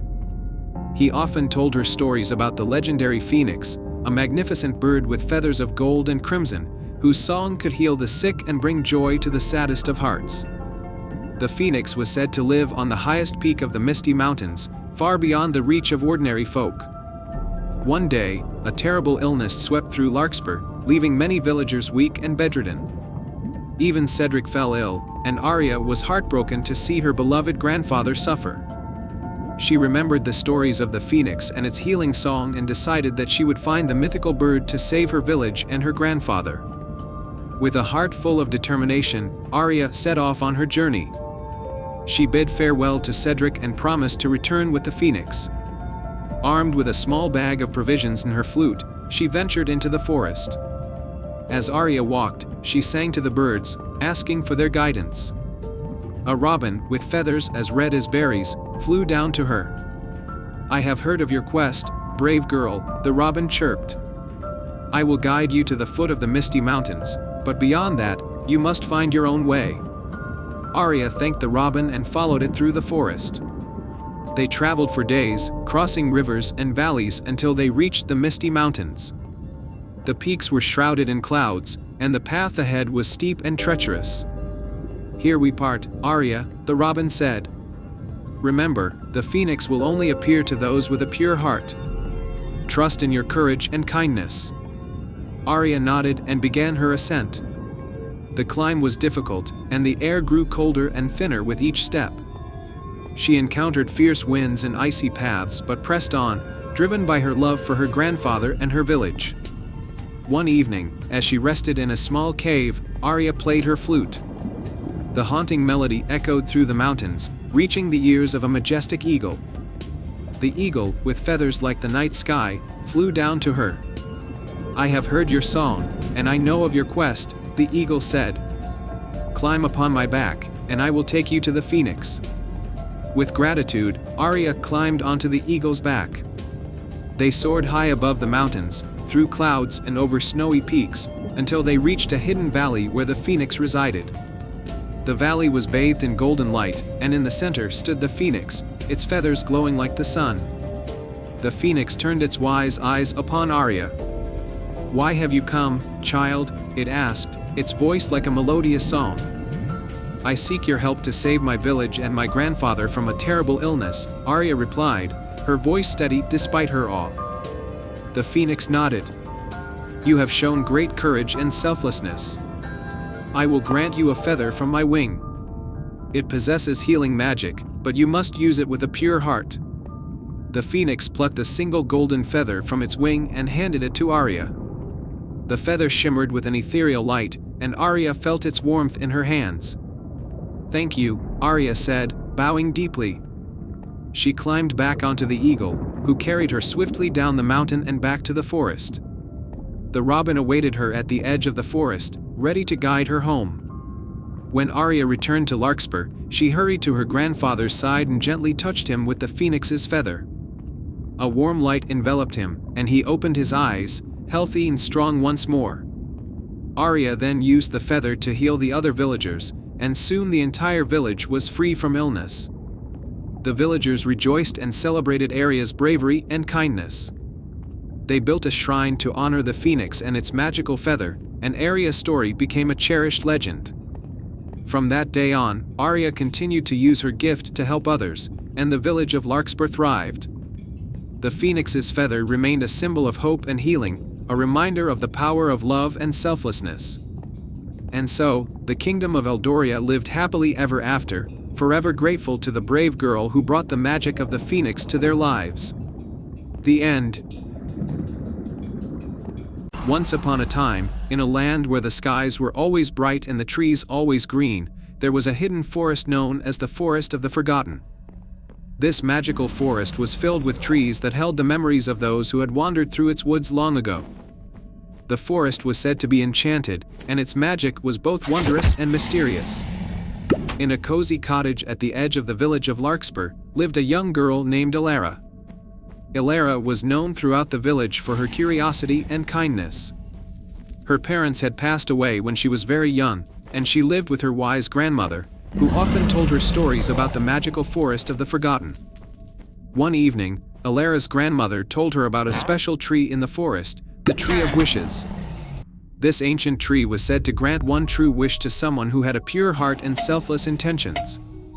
The tree's magic could only be unlocked by someone who truly needed help, and Elara decided she wanted to find it. Early one morning, with a basket of supplies and a heart full of hope, Elara set off on her adventure into the Forest of the Forgotten.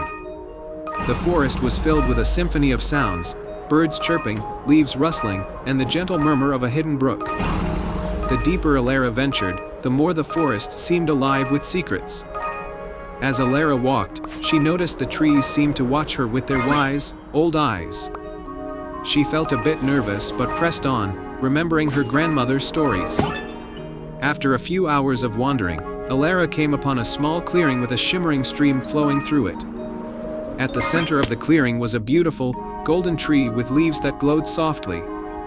Elara approached the tree with awe and gently touched its bark. "I've come seeking the Tree of Wishes," she said softly. "I need help for my village, which has been suffering from a terrible drought. If you can help us, would be forever grateful." The Tree of Wishes responded with a warm, golden light. Its leaves rustled as if whispering secrets, and a gentle breeze carried the sound of a soothing voice. "Your heart is pure, Elara," the tree spoke. "The village has suffered, and your kindness and courage have brought you here. I will grant your wish, but first, you must complete a task."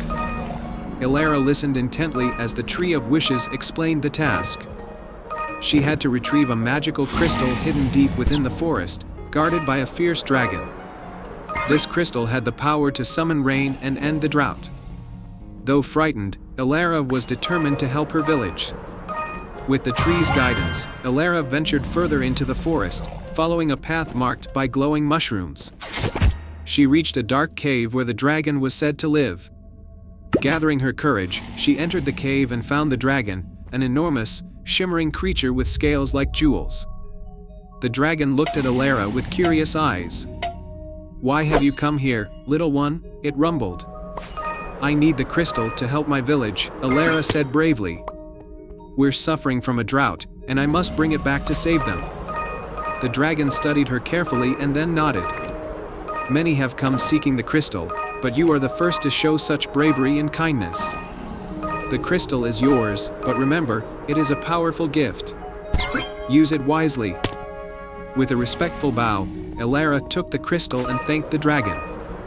She made her way back to the Tree of Wishes, where the tree used its magic to combine the crystal's power with its own. A gentle rain began to fall, soaking the thirsty ground and bringing relief to the land. Elara returned to her village, where everyone rejoiced at the sight of the rain.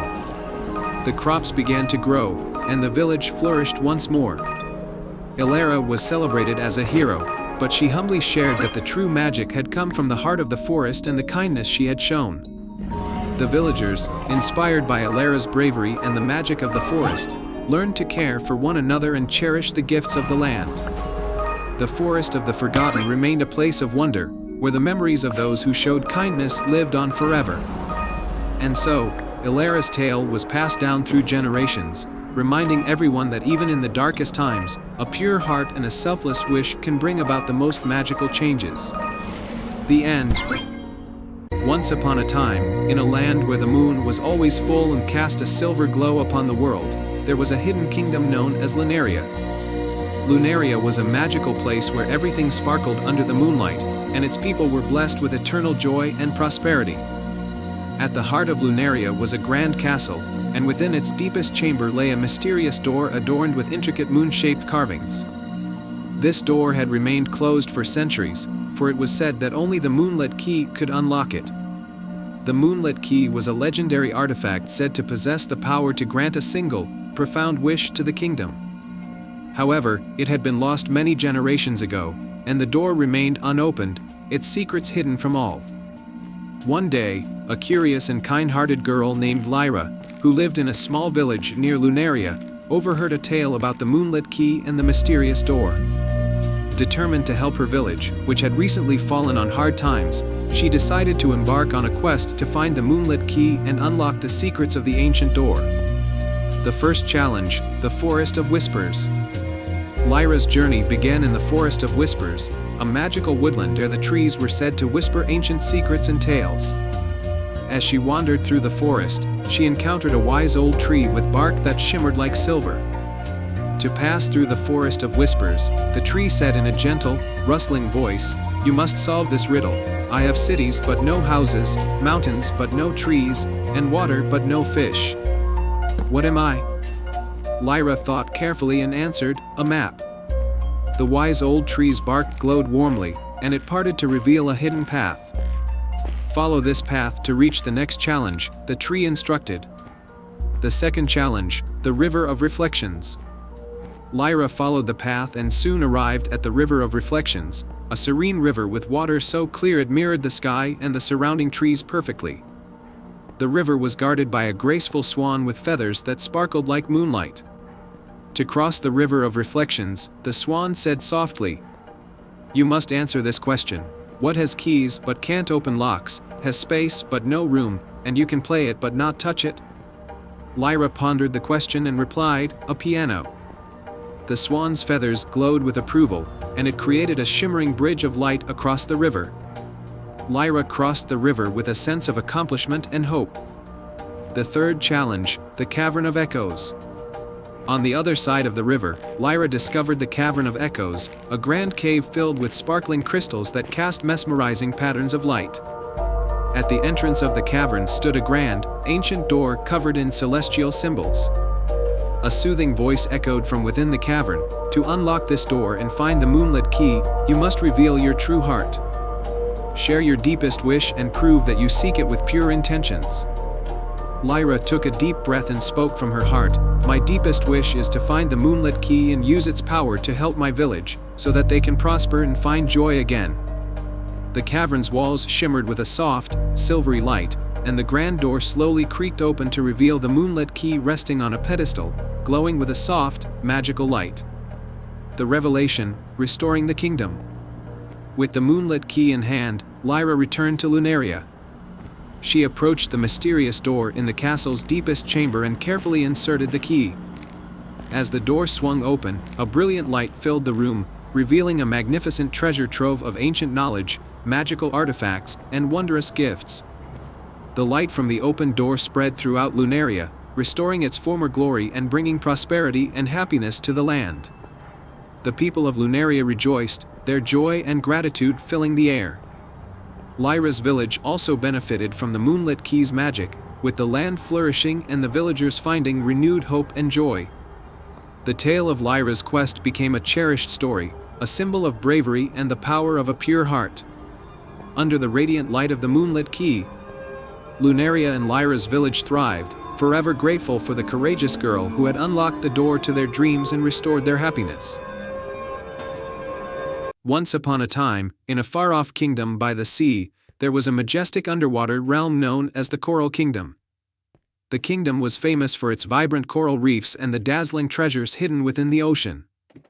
The most prized possession of the Coral Kingdom was the Grand Pearl, a luminous gem said to bring peace and prosperity to the ocean. One day, the Grand Pearl mysteriously vanished from its sacred vault, and the once harmonious Coral Kingdom fell into chaos. The sea creatures were troubled, and the vibrant coral reefs began to lose their color. The wise and gentle Queen Maris, ruler of the Coral Kingdom, was deeply concerned. She knew that the Grand Pearl was crucial to restoring balance and harmony to their underwater world. In a humble part of the Coral Kingdom lived a small starfish named Stella. Despite her size, Stella was known for her boundless curiosity and courage. She often explored the ocean floor, uncovering hidden treasures and learning the secrets of the sea. When Stella heard about the disappearance of the Grand Pearl, she felt a strong sense of duty to help her kingdom. One evening, Queen Maris summoned Stella to her royal palace made of iridescent shells. "Stella," the queen said, "you have shown great bravery and kindness. I believe you might be the key to finding the Grand Pearl. Will you undertake this quest to restore the balance to our kingdom?" Stella accepted the challenge with determination. She set off on her journey, guided by a map given to her by the queen.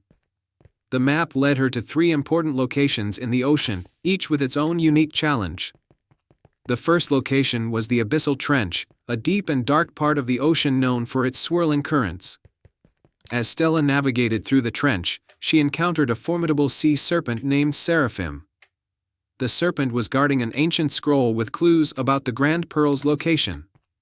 "Brave starfish," Seraphim said, "to retrieve the scroll, you must show courage. Solve my riddle, and I will grant you passage." The riddle was, I can be cracked, made, told, and played. What am I? Star. Stella thought carefully and answered, a joke. Seraphim smiled and allowed Stella to take the scroll. The scroll revealed the next location, the Grotto of Echoes.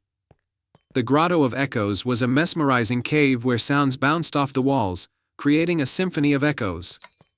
Stella had to find her way through the cave while listening to the echoes and avoiding misleading sounds. After much patience and careful listening, Stella discovered a hidden chamber where a magnificent seashell lay. Inside the shell was a shimmering key. With the key in hand, Stella followed the map to the final location, the Garden of Luminescence, a beautiful underwater garden where bioluminescent plants glowed softly. In the center of the garden stood a giant clam with a locked shell. Stella used the key to unlock the clam's shell, and inside was the Grand Pearl, radiating its mesmerizing light. But as Stella approached the pearl, a dark shadow loomed over her. It was a jealous and mischief-loving octopus named Zephyr, who had stolen the pearl out of spite. "Return the pearl if you wish to restore the balance," Stella declared. Zephyr, touched by Stella's bravery and kindness, realized the harm he had caused. "I only wanted to see if I could control the pearl's magic," Zephyr admitted. "I never meant to bring discord to the ocean." With a heartfelt plea, Stella persuaded Zephyr to return the Grand Pearl. Zephyr, seeing the sincerity in Stella's eyes, agreed. As soon as the pearl was restored to its rightful place in the clam, a wave of tranquility spread through the Coral Kingdom. The reefs regained their vibrant colors, and harmony was restored to the underwater world. The sea creatures celebrated Stella's bravery and kindness, and even Zephyr was welcomed back as a friend. Queen Maris held a grand feast in Stella's honor, praising her for her courage and determination. The tale of Stella's quest and the restoration of the Grand Pearl became a beloved story in the Coral Kingdom, reminding all of the power of bravery, kindness, and the importance of restoring harmony. And so, the Coral Kingdom thrived once more, its waters shimmering with peace and prosperity, forever grateful for the heart of a small starfish who restored their most precious treasure. The end. In the heart of the Whispering Woods, where sunlight danced through the leaves and shadows whispered ancient secrets, there lay a small village called Eldergrove. The villagers were known for their kindness, and they lived in harmony with the magical creatures that inhabited the surrounding forest. At the edge of Eldergrove stood a quaint little cottage where lived a kind old woman named Elara. Elara was a beloved figure in the village, known for her wisdom and her magical lantern. This lantern wasn't just any lantern. It was an enchanted one that glowed with a soft, warm light, and it was said to grant a single wish to anyone who truly needed it. One chilly autumn evening, a young girl named Lila came to Elara's cottage, her cheeks red from the cold. Lila was known for her bravery and her kindness, but lately, she had been troubled.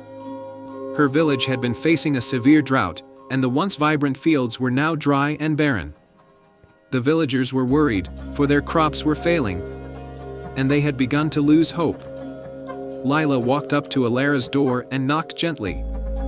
Ilara, with her warm, welcoming smile, invited Lila inside.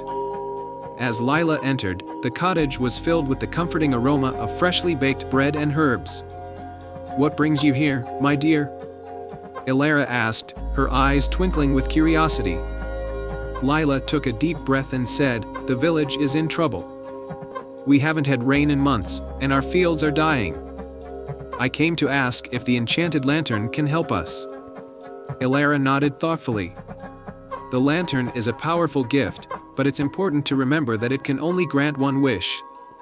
It must be a wish made with a pure heart. Lila nodded vigorously. "I understand. I wish for rain to save our crops and bring life back to our fields." Ilara smiled gently and handed Lila the lantern. "You may make your wish, but remember to believe in the magic." Lila took the lantern and stepped outside into the crisp night air. She held the lantern close and closed her eyes tightly. She whispered her wish into the night, "Please, bring rain to save our village." As she spoke, the lantern's light began to shimmer and sparkle more brightly. A gentle breeze picked up, rustling the leaves and carrying Lila's wish high into the sky. The light from the lantern grew stronger, and then, with a soft, musical chime, the lantern's glow faded. Lila watched with hopeful eyes as clouds began to gather in the sky. The first drops of rain began to fall, gently at first, then steadily. It wasn't long before a downpour of rain drenched the parched earth. Lila felt a sense of relief and joy wash over her. The rain continued through the night and into the morning. By dawn, the fields were soaking up the much-needed moisture. The villagers awoke to the sound of rain pattering on their roofs and rushed outside to see the fields coming back to life. When Lila returned to the villagers greeted her with cheers and gratitude. They danced in the rain and celebrated the return of their crops. The drought had been broken, and hope had been restored. Ilara's lantern had done its magic, but it was Lila's courage and selflessness that had made the wish possible. Lila knew that the true magic wasn't just in the lantern but in the heart of every person who believed in kindness and hope. And so, the village of Eldergrove thrived once more, with lush fields and happy hearts. Lila continued to help her village, always remembering that the real magic came from the goodness within people. Ilara's lantern remained a cherished symbol of hope and magic, reminding everyone that even in the darkest times, a single wish made with a pure heart could bring light and change. And that was the tale of the enchanted lantern and the brave girl who made a wish for her village. Once upon a time, in a kingdom nestled between rolling hills and emerald forests, there was a magical village known as Willowbrook. The villagers lived in harmony with nature, and their days were filled with laughter, song, and the occasional mischief of enchanted woodland creatures. In the heart of Willowbrook stood a grand, ancient oak tree named Elder Oak. It was said that Elder Oak had witnessed the rise and fall of many generations and that it held the wisdom of the ages within its gnarled branches. But as wise as Elder Oak was, it had one secret: it was the guardian of a magical crystal known as the Heart of the Forest. The Heart of the Forest was a glowing, emerald-green gem that had the power to bring peace and prosperity to the land. However, it was also said that if the crystal were ever stolen, a dark curse would befall the kingdom. To protect it, Elder Oak had always kept the crystal hidden deep within its trunk, accessible only to those with pure hearts. One crisp autumn morning, a young girl named Ilara woke to find a strange sight outside her cottage. An enormous, swirling mist had settled over the village, and the usually cheerful woodland creatures were nowhere to be seen. Alarmed, Ilara decided to investigate. She grabbed her cloak, a basket of berries, and set off towards Elder Oak. As Ilara approached the ancient tree, she noticed that the mist grew thicker, and the branches of Elder Oak seemed to tremble. The heart of the tree had dimmed, and it was clear that something was terribly wrong. Determined to help, Ilara touched the trunk gently and whispered, "Elder Oak, what has happened?" From within the tree, a soft, sorrowful voice replied, "The heart of the forest has been stolen, and the land is growing darker by the minute. Only a true-hearted soul can retrieve it and restore balance." Elara felt a chill run down her spine, but she nodded resolutely. I will find it. Please, tell me where to start. Elder Oak's voice was barely a whisper. Follow the path through the mist. It will lead you to the Shadow Realm. There, you will find the lair of the thief.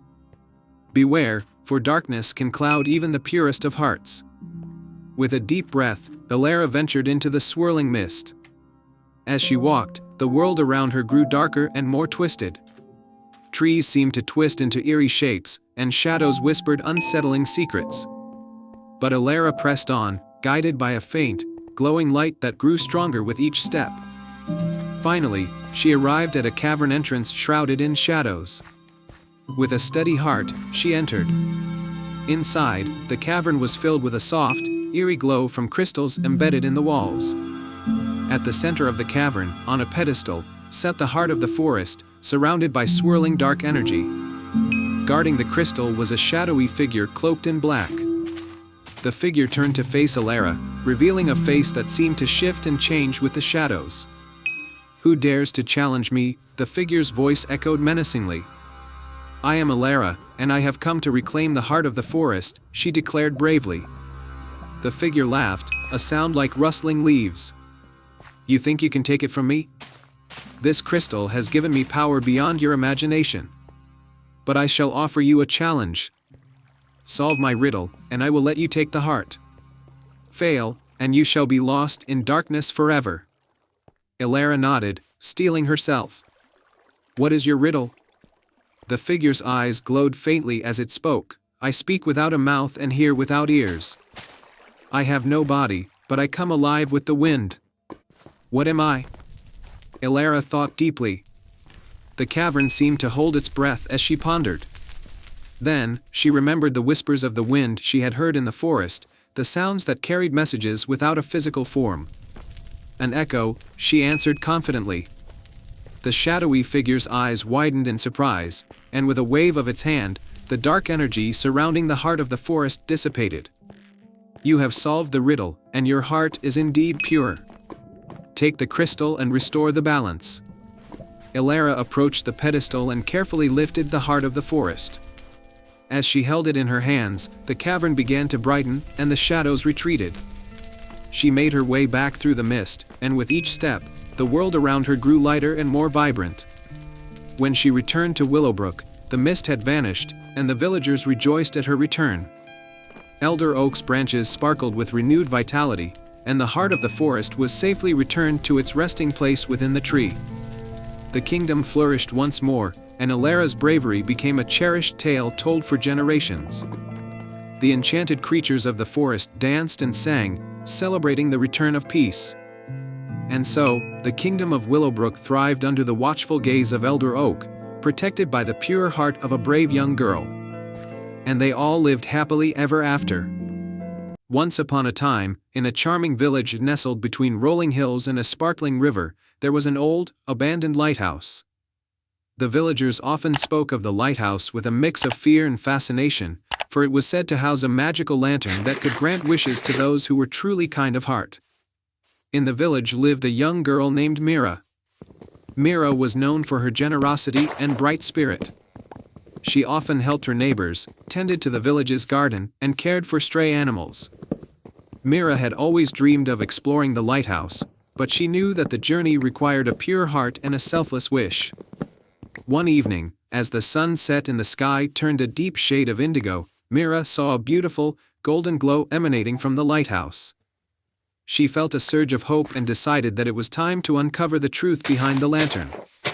The next morning, with a small satchel of supplies and a heart full of determination, Mira set out for the lighthouse. The path was overgrown and winding, but Mira was undeterred. She knew the journey would be difficult, but she was guided by her wish to help her village. As she approached the lighthouse, Mira noticed that it was covered in vines and moss. The once grand structure seemed to have fallen into disrepair, but the golden glow from within was still visible. With a deep breath, Mira pushed open the heavy wooden door and stepped inside. The interior of the lighthouse was dusty and dimly lit, but the golden glow grew brighter as Mira ventured further. She climbed the winding staircase, her footsteps echoing in the stillness. At the top of the lighthouse, she found a room with large windows that overlooked the village. In the center of the room stood an old, ornate lantern with intricate carvings. Mira approached the lantern, and as she reached out to touch it, a soft, ethereal voice filled the room. "Welcome, Mira. I am the spirit of the Lantern of Wishes. To activate its magic, you must prove that your heart is truly selfless." A shimmering figure appeared before Mira, and it was the guardian spirit of the lantern. The spirit's eyes sparkled with a kind, knowing look. To prove your selflessness, you must answer a question. What is the greatest wish of a heart that seeks to give rather than receive? Mira thought for a moment. She remembered the struggles of her village, the fields that were barren, the children who had few toys, and the families who struggled to make ends meet. With a determined heart, she answered, "The greatest wish of a heart that seeks to give is to see others happy and thriving." The spirit smiled warmly. "You have answered correctly, Mira. The Lantern of Wishes is now yours to command. Make your wish with sincerity, and it shall come true." Mira took a deep breath and thought of her village. She wished for prosperity and joy for her fellow villagers, hoping that they would have plenty of food, good health, and happiness. She spoke her wish aloud, her voice filled with genuine hope and love. The lantern's golden glow intensified, and the room was bathed in a warm, radiant light. Mira felt a sense of peace and fulfillment as the light enveloped her. The spirit of the lantern thanked Mira and assured her that the magic would soon reach the village. When Mira returned to her village, she was greeted with astonished faces. The once barren fields were now lush and green, and the village was filled with laughter and joy. The river had overflowed with clear, fresh water, and the homes were filled with warmth and abundance. The villagers celebrated the transformation, grateful for Mira's bravery and selflessness. They admired her not for the magical lantern but for her kind heart and the genuine wish she had made. Mira continued to live in her village, cherishing the new prosperity and joy that had come to her community. The old lighthouse remained a symbol of hope and magic, a reminder that selfless wishes and pure hearts could bring about wonderful changes. And so, under the warm glow of the lantern's magic, Mira and her village thrived and lived happily ever after, their lives touched by the light of kindness and generosity. The end. Once upon a time, in a small village surrounded by rolling hills and verdant meadows, there was an ancient tree known as the Whispering Willow. The tree was revered by the villagers for its enchanting ability to communicate with those who sought its wisdom. The willow's branches swayed with a gentle grace, and its leaves rustled softly, carrying messages from the wind. In this village lived a kind-hearted young woman named Clara. Clara was known for her compassion and her willingness to help others, but she had always felt a sense of restlessness and a longing for adventure. She often dreamed of exploring distant lands and discovering hidden secrets, but her responsibilities at home kept her grounded. One summer evening, as the sun dipped below the horizon, Clara visited the Whispering Willow to seek guidance about her dreams. She sat beneath the tree's sprawling branches and closed her eyes, listening to the soothing whispers carried by the wind. "Whispering Willow," Clara said softly, "I feel a deep longing in my heart to explore and discover new things. Can you help me find my path?" The willow's leaves rustled with a gentle sigh, and a soft, melodic voice spoke from the tree. "Clara, your heart is full of dreams and wonder. To find the path you seek, you must embark on a journey beyond the village, guided by the stars and your inner light. Follow the path of moonlit petals, and you will find what you seek." With a renewed sense of purpose, Clara decided to follow the Whispering Willow's advice. That night, she packed a small satchel with essentials and set out under the light of the full moon. As she walked, she noticed that the moonlight illuminated a path of glowing petals leading into the forest. The path of moonlit petals guided Clara through the forest, where she encountered magical creatures, a wise old owl who gave her directions, a playful fox who shared a riddle, and a gentle deer who offered her a map of the stars. Each encounter provided Clara with valuable insights and encouragement. After several days of travel, Clara reached a hidden glade at the heart of the forest. In the center of the glade stood a magnificent crystal fountain, its waters shimmering with an ethereal light. Around the fountain, the moonlit petals formed a radiant circle. As Clara approached the fountain, she felt a sense of awe and wonder. The fountain's waters sparkled with the light of countless stars, and the air was filled with a soft, harmonious melody. Clara knelt by the fountain and made a heartfelt wish to find her true purpose and fulfill her dreams. Suddenly, the waters of the fountain began to swirl and rise, forming a beautiful, glowing figure. It was the spirit of the Whispering Willow, appearing before Clara in its true form, a radiant being of light and grace. "Clara," the spirit said, "you have followed the path with courage and an open heart. The journey you have undertaken has revealed your inner strength and determination. The true magic lies within you, and your dreams are a reflection of your heart's desires. To find your purpose, you must continue to embrace the journey with the same spirit of adventure and kindness." The spirit touched Clara's forehead with a gentle, luminous hand, and a sense of clarity and peace washed over her. Clara understood that her true purpose was not just to seek adventure but to bring light and joy to others along her journey. With a heart full of newfound wisdom, Clara returned to her village. She shared her experiences with the villagers and used her knowledge and compassion to help them in new and creative ways. She organized festivals to celebrate their traditions, started a community garden to bring people together, and used her adventures to inspire others to follow their dreams. The village thrived with Clara's contributions, and her adventures became the stuff of legends. The Whispering Willow continued to stand tall, its whispers carrying messages of hope and inspiration to those who sought its wisdom. And so, Clara lived a life filled with purpose and fulfillment.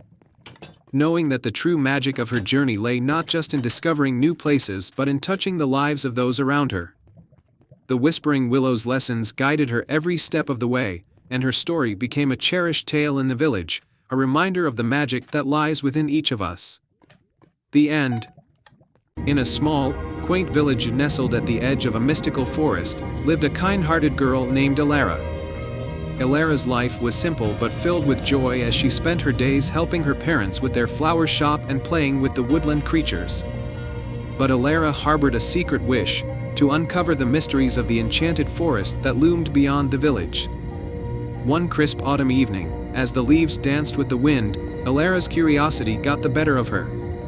Armed with a warm cloak and a sturdy lantern, she ventured into the forest, where whispers of magic and mystery awaited. As Elara walked deeper into the forest, the trees seemed to sway in rhythm with her footsteps. The air was filled with the fragrance of pine and moss, and the path was illuminated by the soft glow of her lantern. Hours passed, and just as she began to wonder if she should turn back, she stumbled upon a hidden glade bathed in moonlight. In the center of the glade stood an ancient oak tree, its branches reaching towards the heavens like welcoming arms. At the base of the tree, Elara noticed an ornate, golden lantern embedded in the roots. Intrigued, she reached out and touched the lantern, which was adorned with intricate designs of stars and moons. As soon as her fingers brushed the lantern, it began to glow with a magical light. The ground trembled slightly, and the oak tree's bark shimmered with a silvery hue. To Elara's astonishment, the tree spoke in a gentle, ancient voice. "Brave and kind-hearted Elara," the oak said, "you have found the Lantern of Wishes. This lantern holds the power to grant a single wish, but it must be used with a pure heart." Elara's eyes widened with excitement and wonder. She thought long and hard about her wish. She could wish for riches or fame, but what she truly desired was something more meaningful. After a moment of contemplation, she said, "I wish for the forest to remain enchanted and protected, so that its magic and beauty can be shared with everyone." The oak tree's leaves rustled in approval, and a soft breeze carried Elara's words to the heavens. The lantern's light intensified, casting a warm, golden glow across the glade. The ancient oak began to glow with a radiant light, and a gentle, melodious hum filled the air. The next morning, Elara returned to her village, her heart full of joy. She found that the forest had transformed. The trees sparkled with dew, flowers bloomed in colors never seen before, and the woodland creatures danced in harmony. The village became enchanted by the beauty of the forest, and people from far and wide came to witness its magic. The forest flourished, and Elara's wish had come true. She had not only preserved its enchantment but had also brought happiness and wonder to countless others. And though she returned to her life in the village, she continued to visit the forest often, where she would find the oak tree waiting to share its wisdom and stories. As the years passed, Elara's tale became a beloved legend, and the forest remained a symbol of magic and hope. The Lantern of Wishes, now a cherished relic of the forest, stood as a testament to the power of selflessness and the beauty that comes from wishing for the good of all. And so, the enchanted forest continued to thrive, a place where dreams and reality intertwined, thanks to the courage and kindness of one remarkable girl named Elara. In the heart of a lush, green valley, there lay a hidden village called Willow Glen. The village was known for its ancient willow tree, whose branches draped gracefully into a sparkling pond. This tree was said to possess magic that could grant one wish to those who proved themselves worthy. The village's guardian of the willow was a wise old woman named Elda, who knew all the secrets of the tree. One day, a young girl named Clara arrived in Willow Glen. She was on a quest to find her missing mother, who had mysteriously disappeared many moons ago. Clara had heard about the willow's magic and hoped it could help her find her mother. Elda welcomed Clara and listened to her story. The willow's magic is powerful, but to unlock it, you must complete 3 tasks that test your heart and spirit. Only then will the tree reveal the truth you seek. Determined to find her mother, Clara agreed to the tasks. Task 1, the Bridge of Courage. Clara's first task was to cross a rickety old bridge that spanned a deep chasm. The bridge was known for being unstable, with creaky wooden planks and a swift river below. As Clara approached, she noticed a small bird perched on the edge, chirping frantically. It turned out that the bird had lost its nest, which had fallen into the chasm. With great care, Clara used her courage and ingenuity. She tied vines together to create a makeshift rope and carefully descended into the chasm. There, she found the nest, gently retrieving it and climbing back up to the bridge. The grateful bird led Clara across the bridge, and as she reached the other side, the bridge steadied and became solid, allowing her to continue. Task 2, the Forest of Shadows. The second task led Clara into the Forest of Shadows, a place where darkness seemed to cling to every tree and path. The forest was said to be haunted by illusions and fears. Clara ventured in, her heart pounding as the shadows danced around her. In the midst of the forest, she encountered a giant, shadowy beast that blocked her way. Though frightened, Clara remembered the stories of her mother, who had taught her about kindness and bravery. She approached the beast and spoke softly, acknowledging its pain and fear. The beast, revealed to be a misunderstood spirit, was moved by Clara's compassion. It allowed her to pass and gave her a glowing crystal as a token of its gratitude. Task 3, the Lake of Truth. The final task was to seek the Lake of Truth, where Clara would find an answer to her quest. The lake was shrouded in mist, and its waters were still and mysterious. Clara approached the lake and gently placed the glowing crystal into the water. As the crystal touched the surface, the lake shimmered and a figure emerged, a vision of her mother, smiling warmly. Clara's heart soared with hope as her mother spoke through the mist. "I am safe, dear Clara. I chose to leave to protect you and our village from an ancient danger. The willow tree's magic has guided you here to find me, and now it is time for you to be brave and lead our people." The vision faded, and Clara felt a sense of peace and purpose. She returned to the village with the knowledge that her mother was safe and that she had been chosen to protect Willow Glen. Elda greeted Clara with pride and handed her a branch from the ancient willow tree.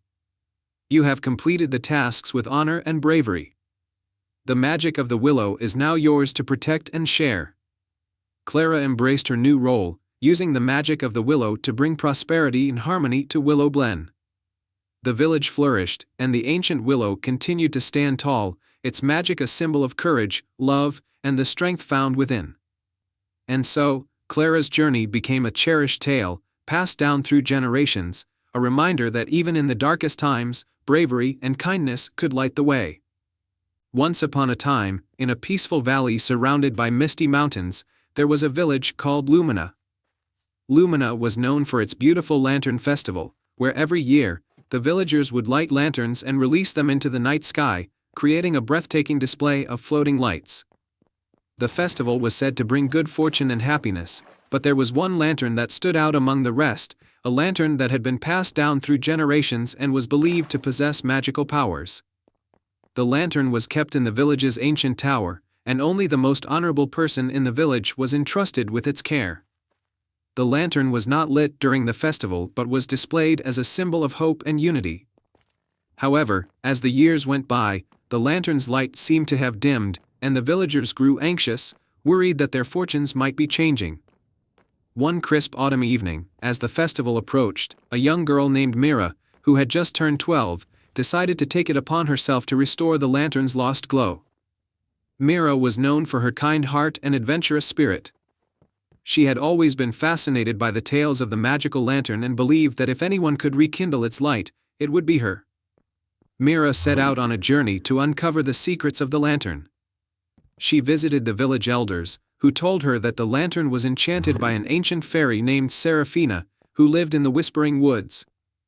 The fairy had bestowed the lantern with the power to brighten the darkest of nights and bring joy to those who needed it most.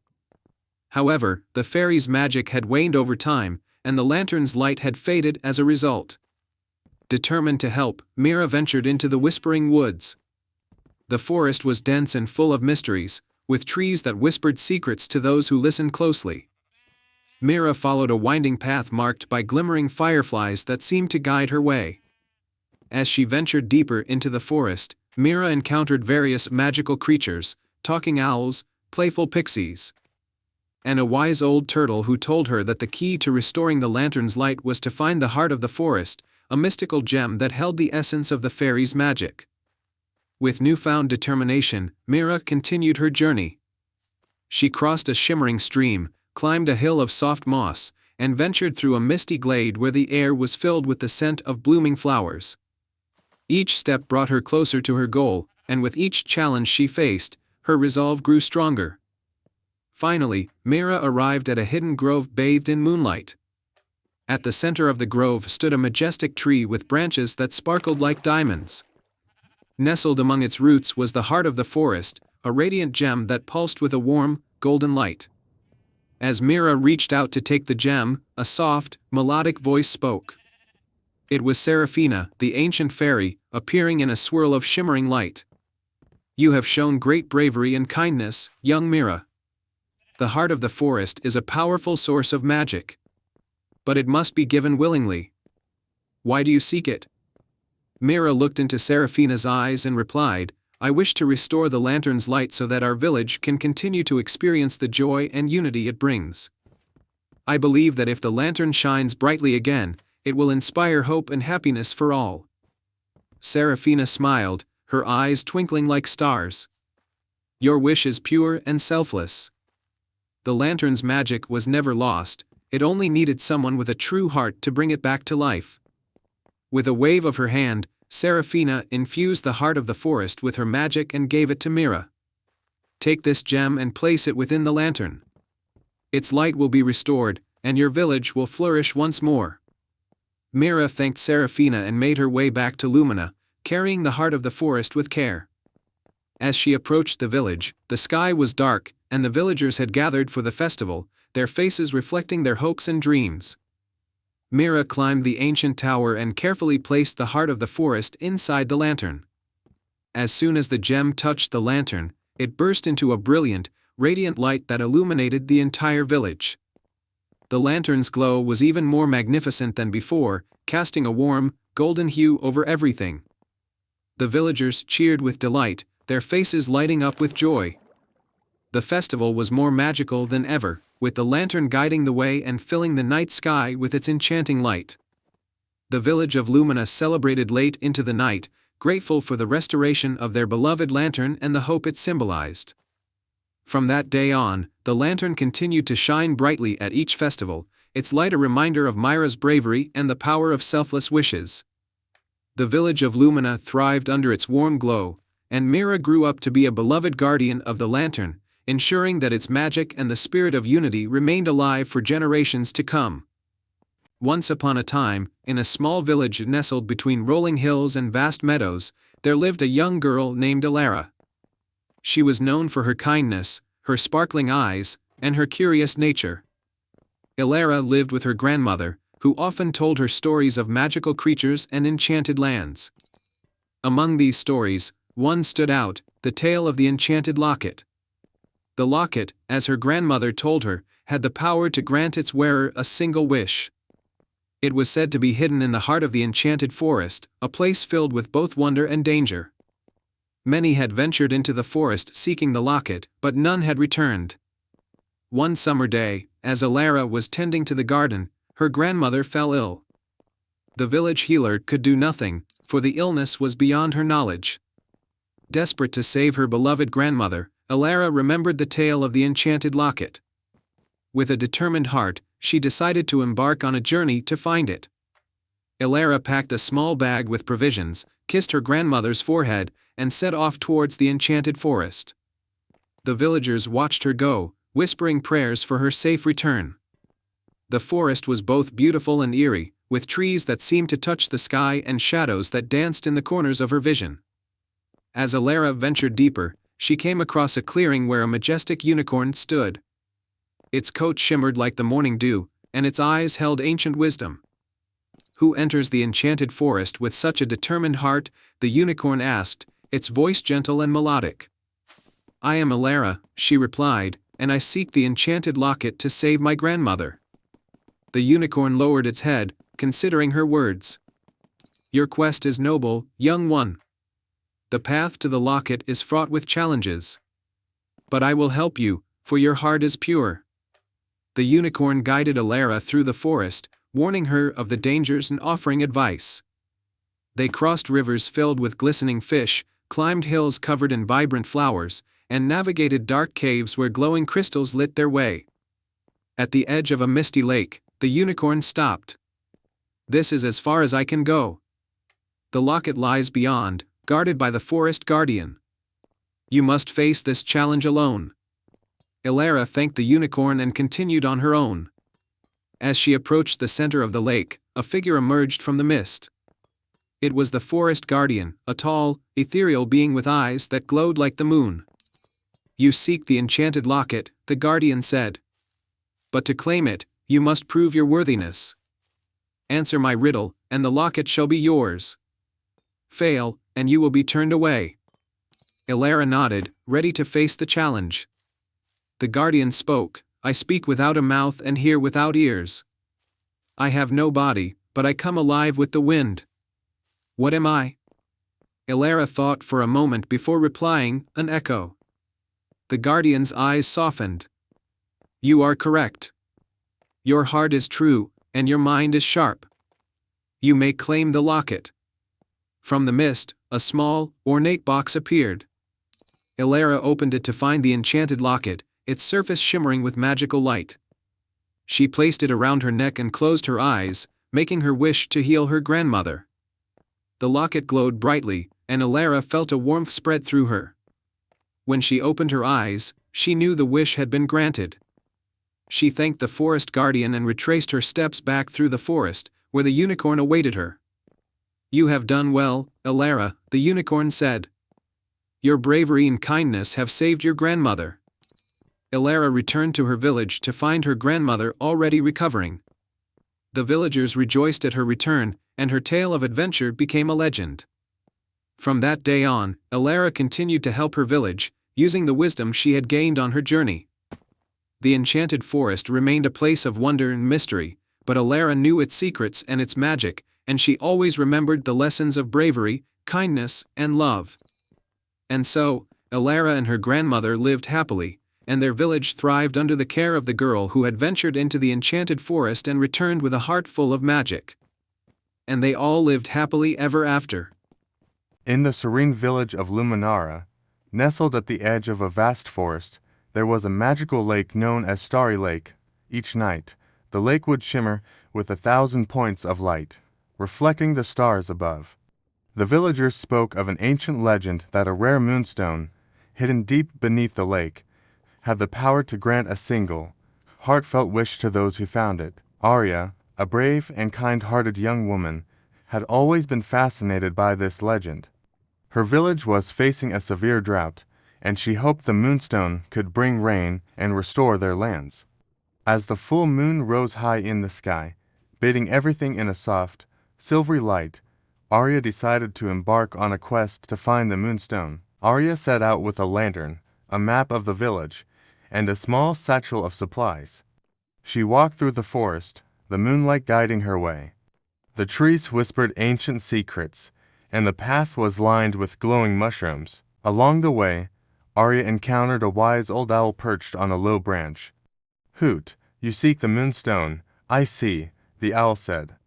"To reach it, you must first find the 3 enchanted keys scattered across the forest.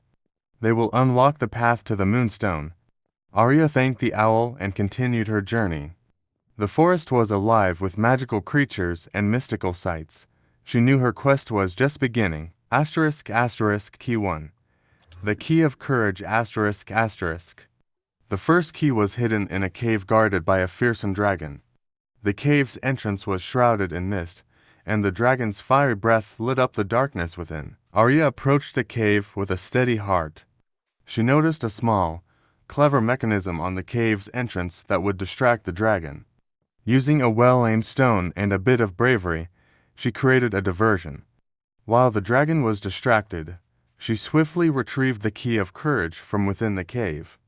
The dragon, recognizing Arya's bravery, allowed her to leave in peace. Key 2.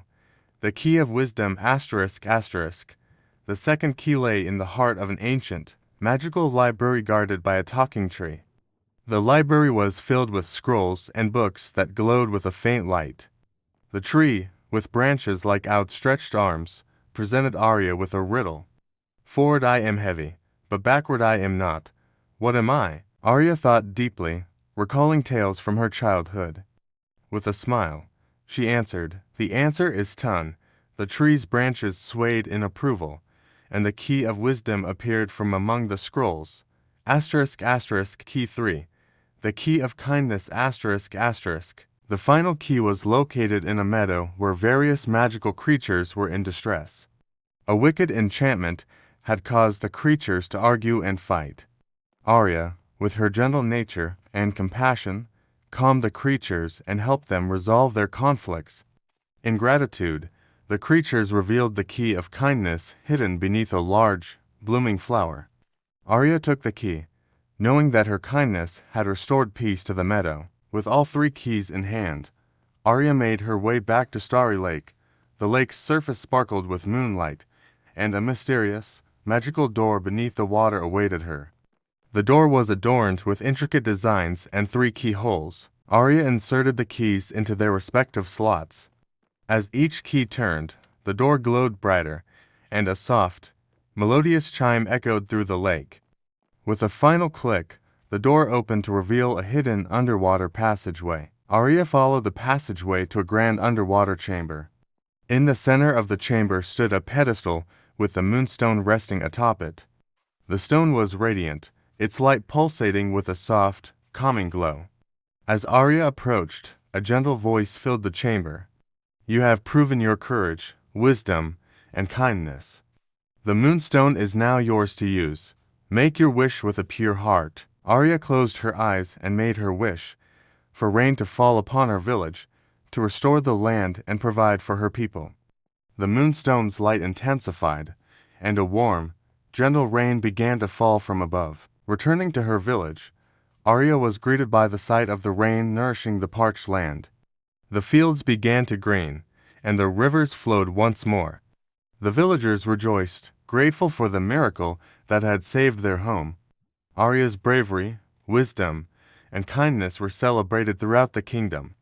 The legend of the Moonstone and the hero who found it became a cherished tale in Luminara. The Moonstone was placed in a special shrine by the lake, where its light continued to shine as a beacon of hope and magic.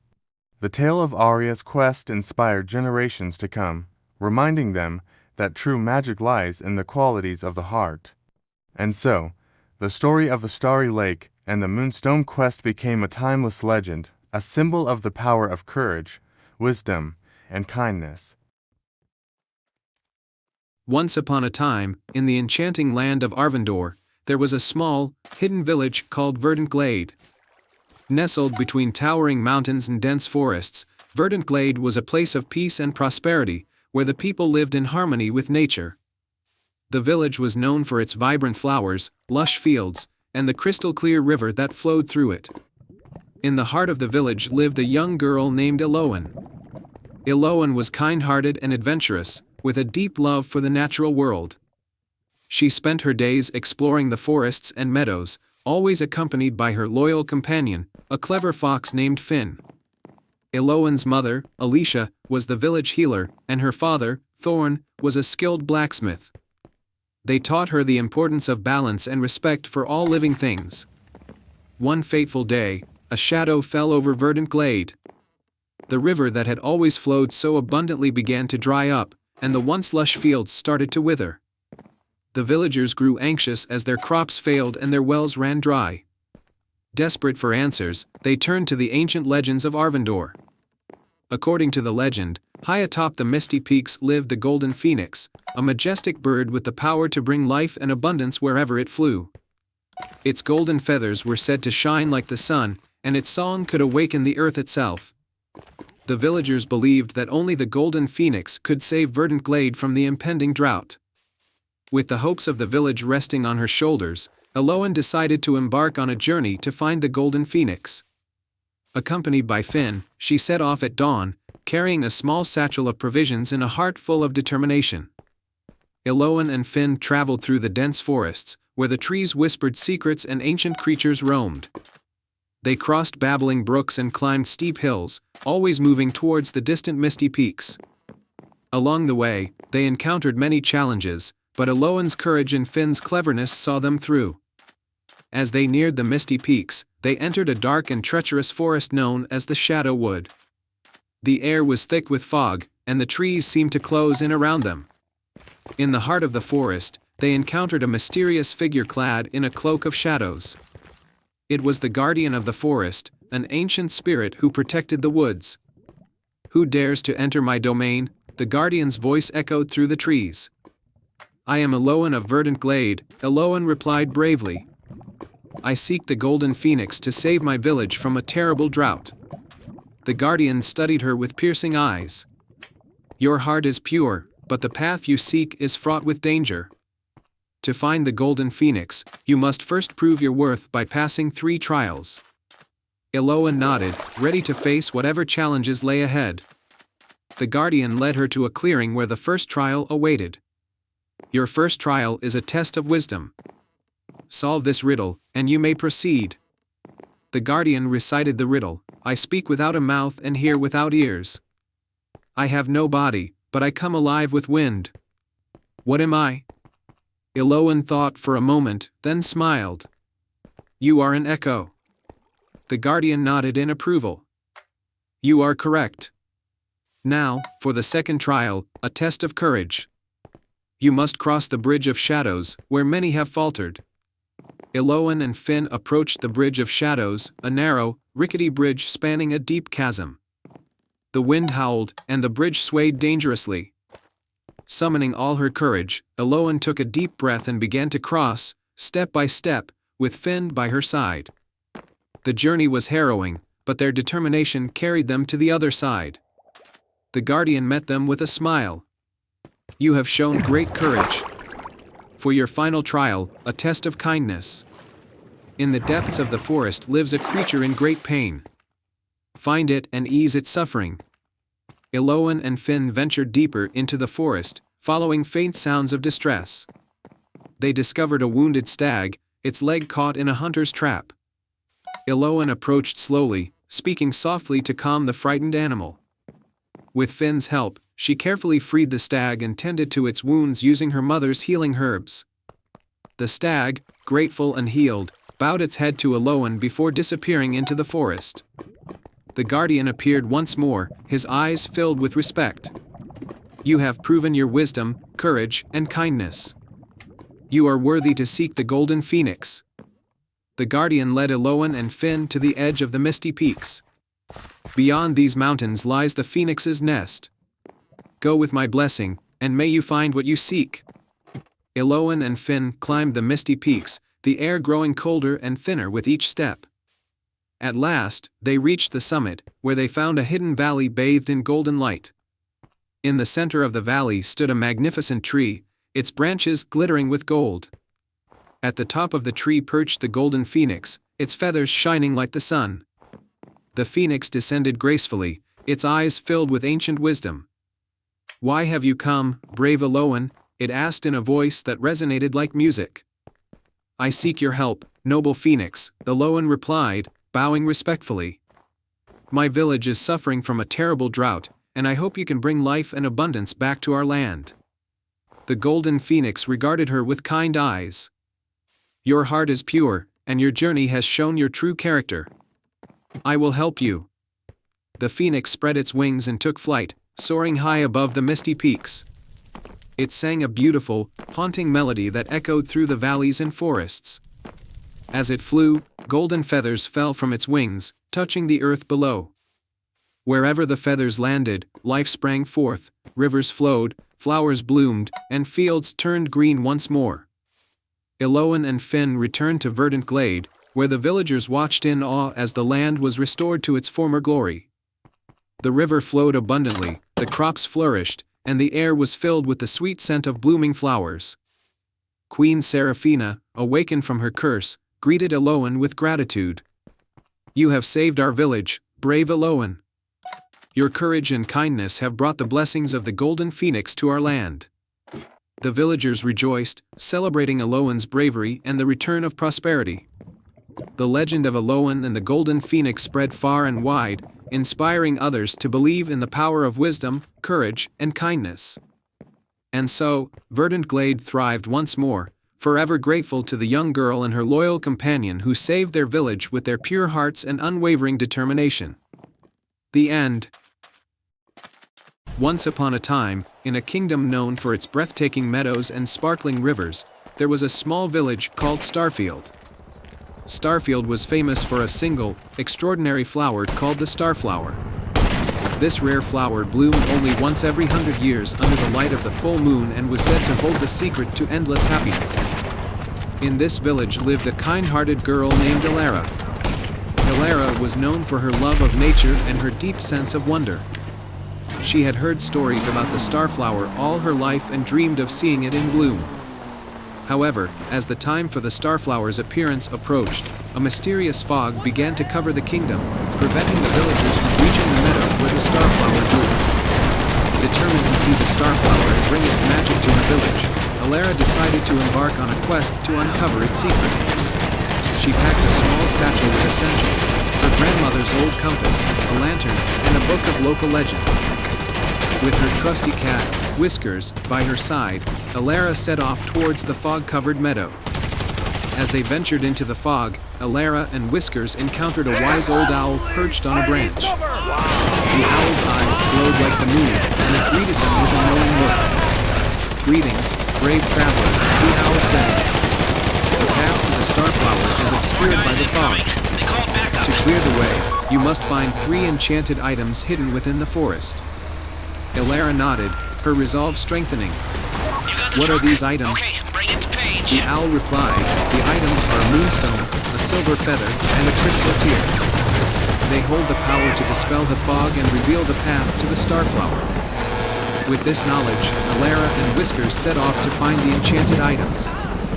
Their first destination was the Moonstone Cave, a hidden grotto said to glow with moonlight. Inside the cave, they found the moonstone resting on a pedestal surrounded by shimmering crystals. To retrieve it, Elara had to solve a puzzle etched into the pedestal. "I am not alive, but I grow. I don't have lungs, but I need air. I don't have a mouth, but water kills me. What am I?"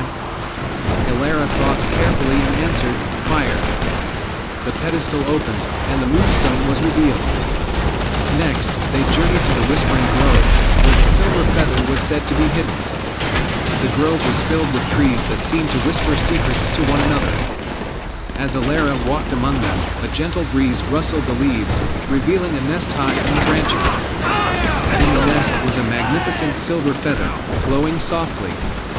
As she carefully retrieved the feather, the whispers of the grove grew more harmonious, guiding her to her next destination. The final item, the Crystal Tear, was located in the heart of the forest, a mystical glade where magical creatures gathered. Elara found the glade, but the Crystal Tear was guarded by a mischievous sprite named Pippin.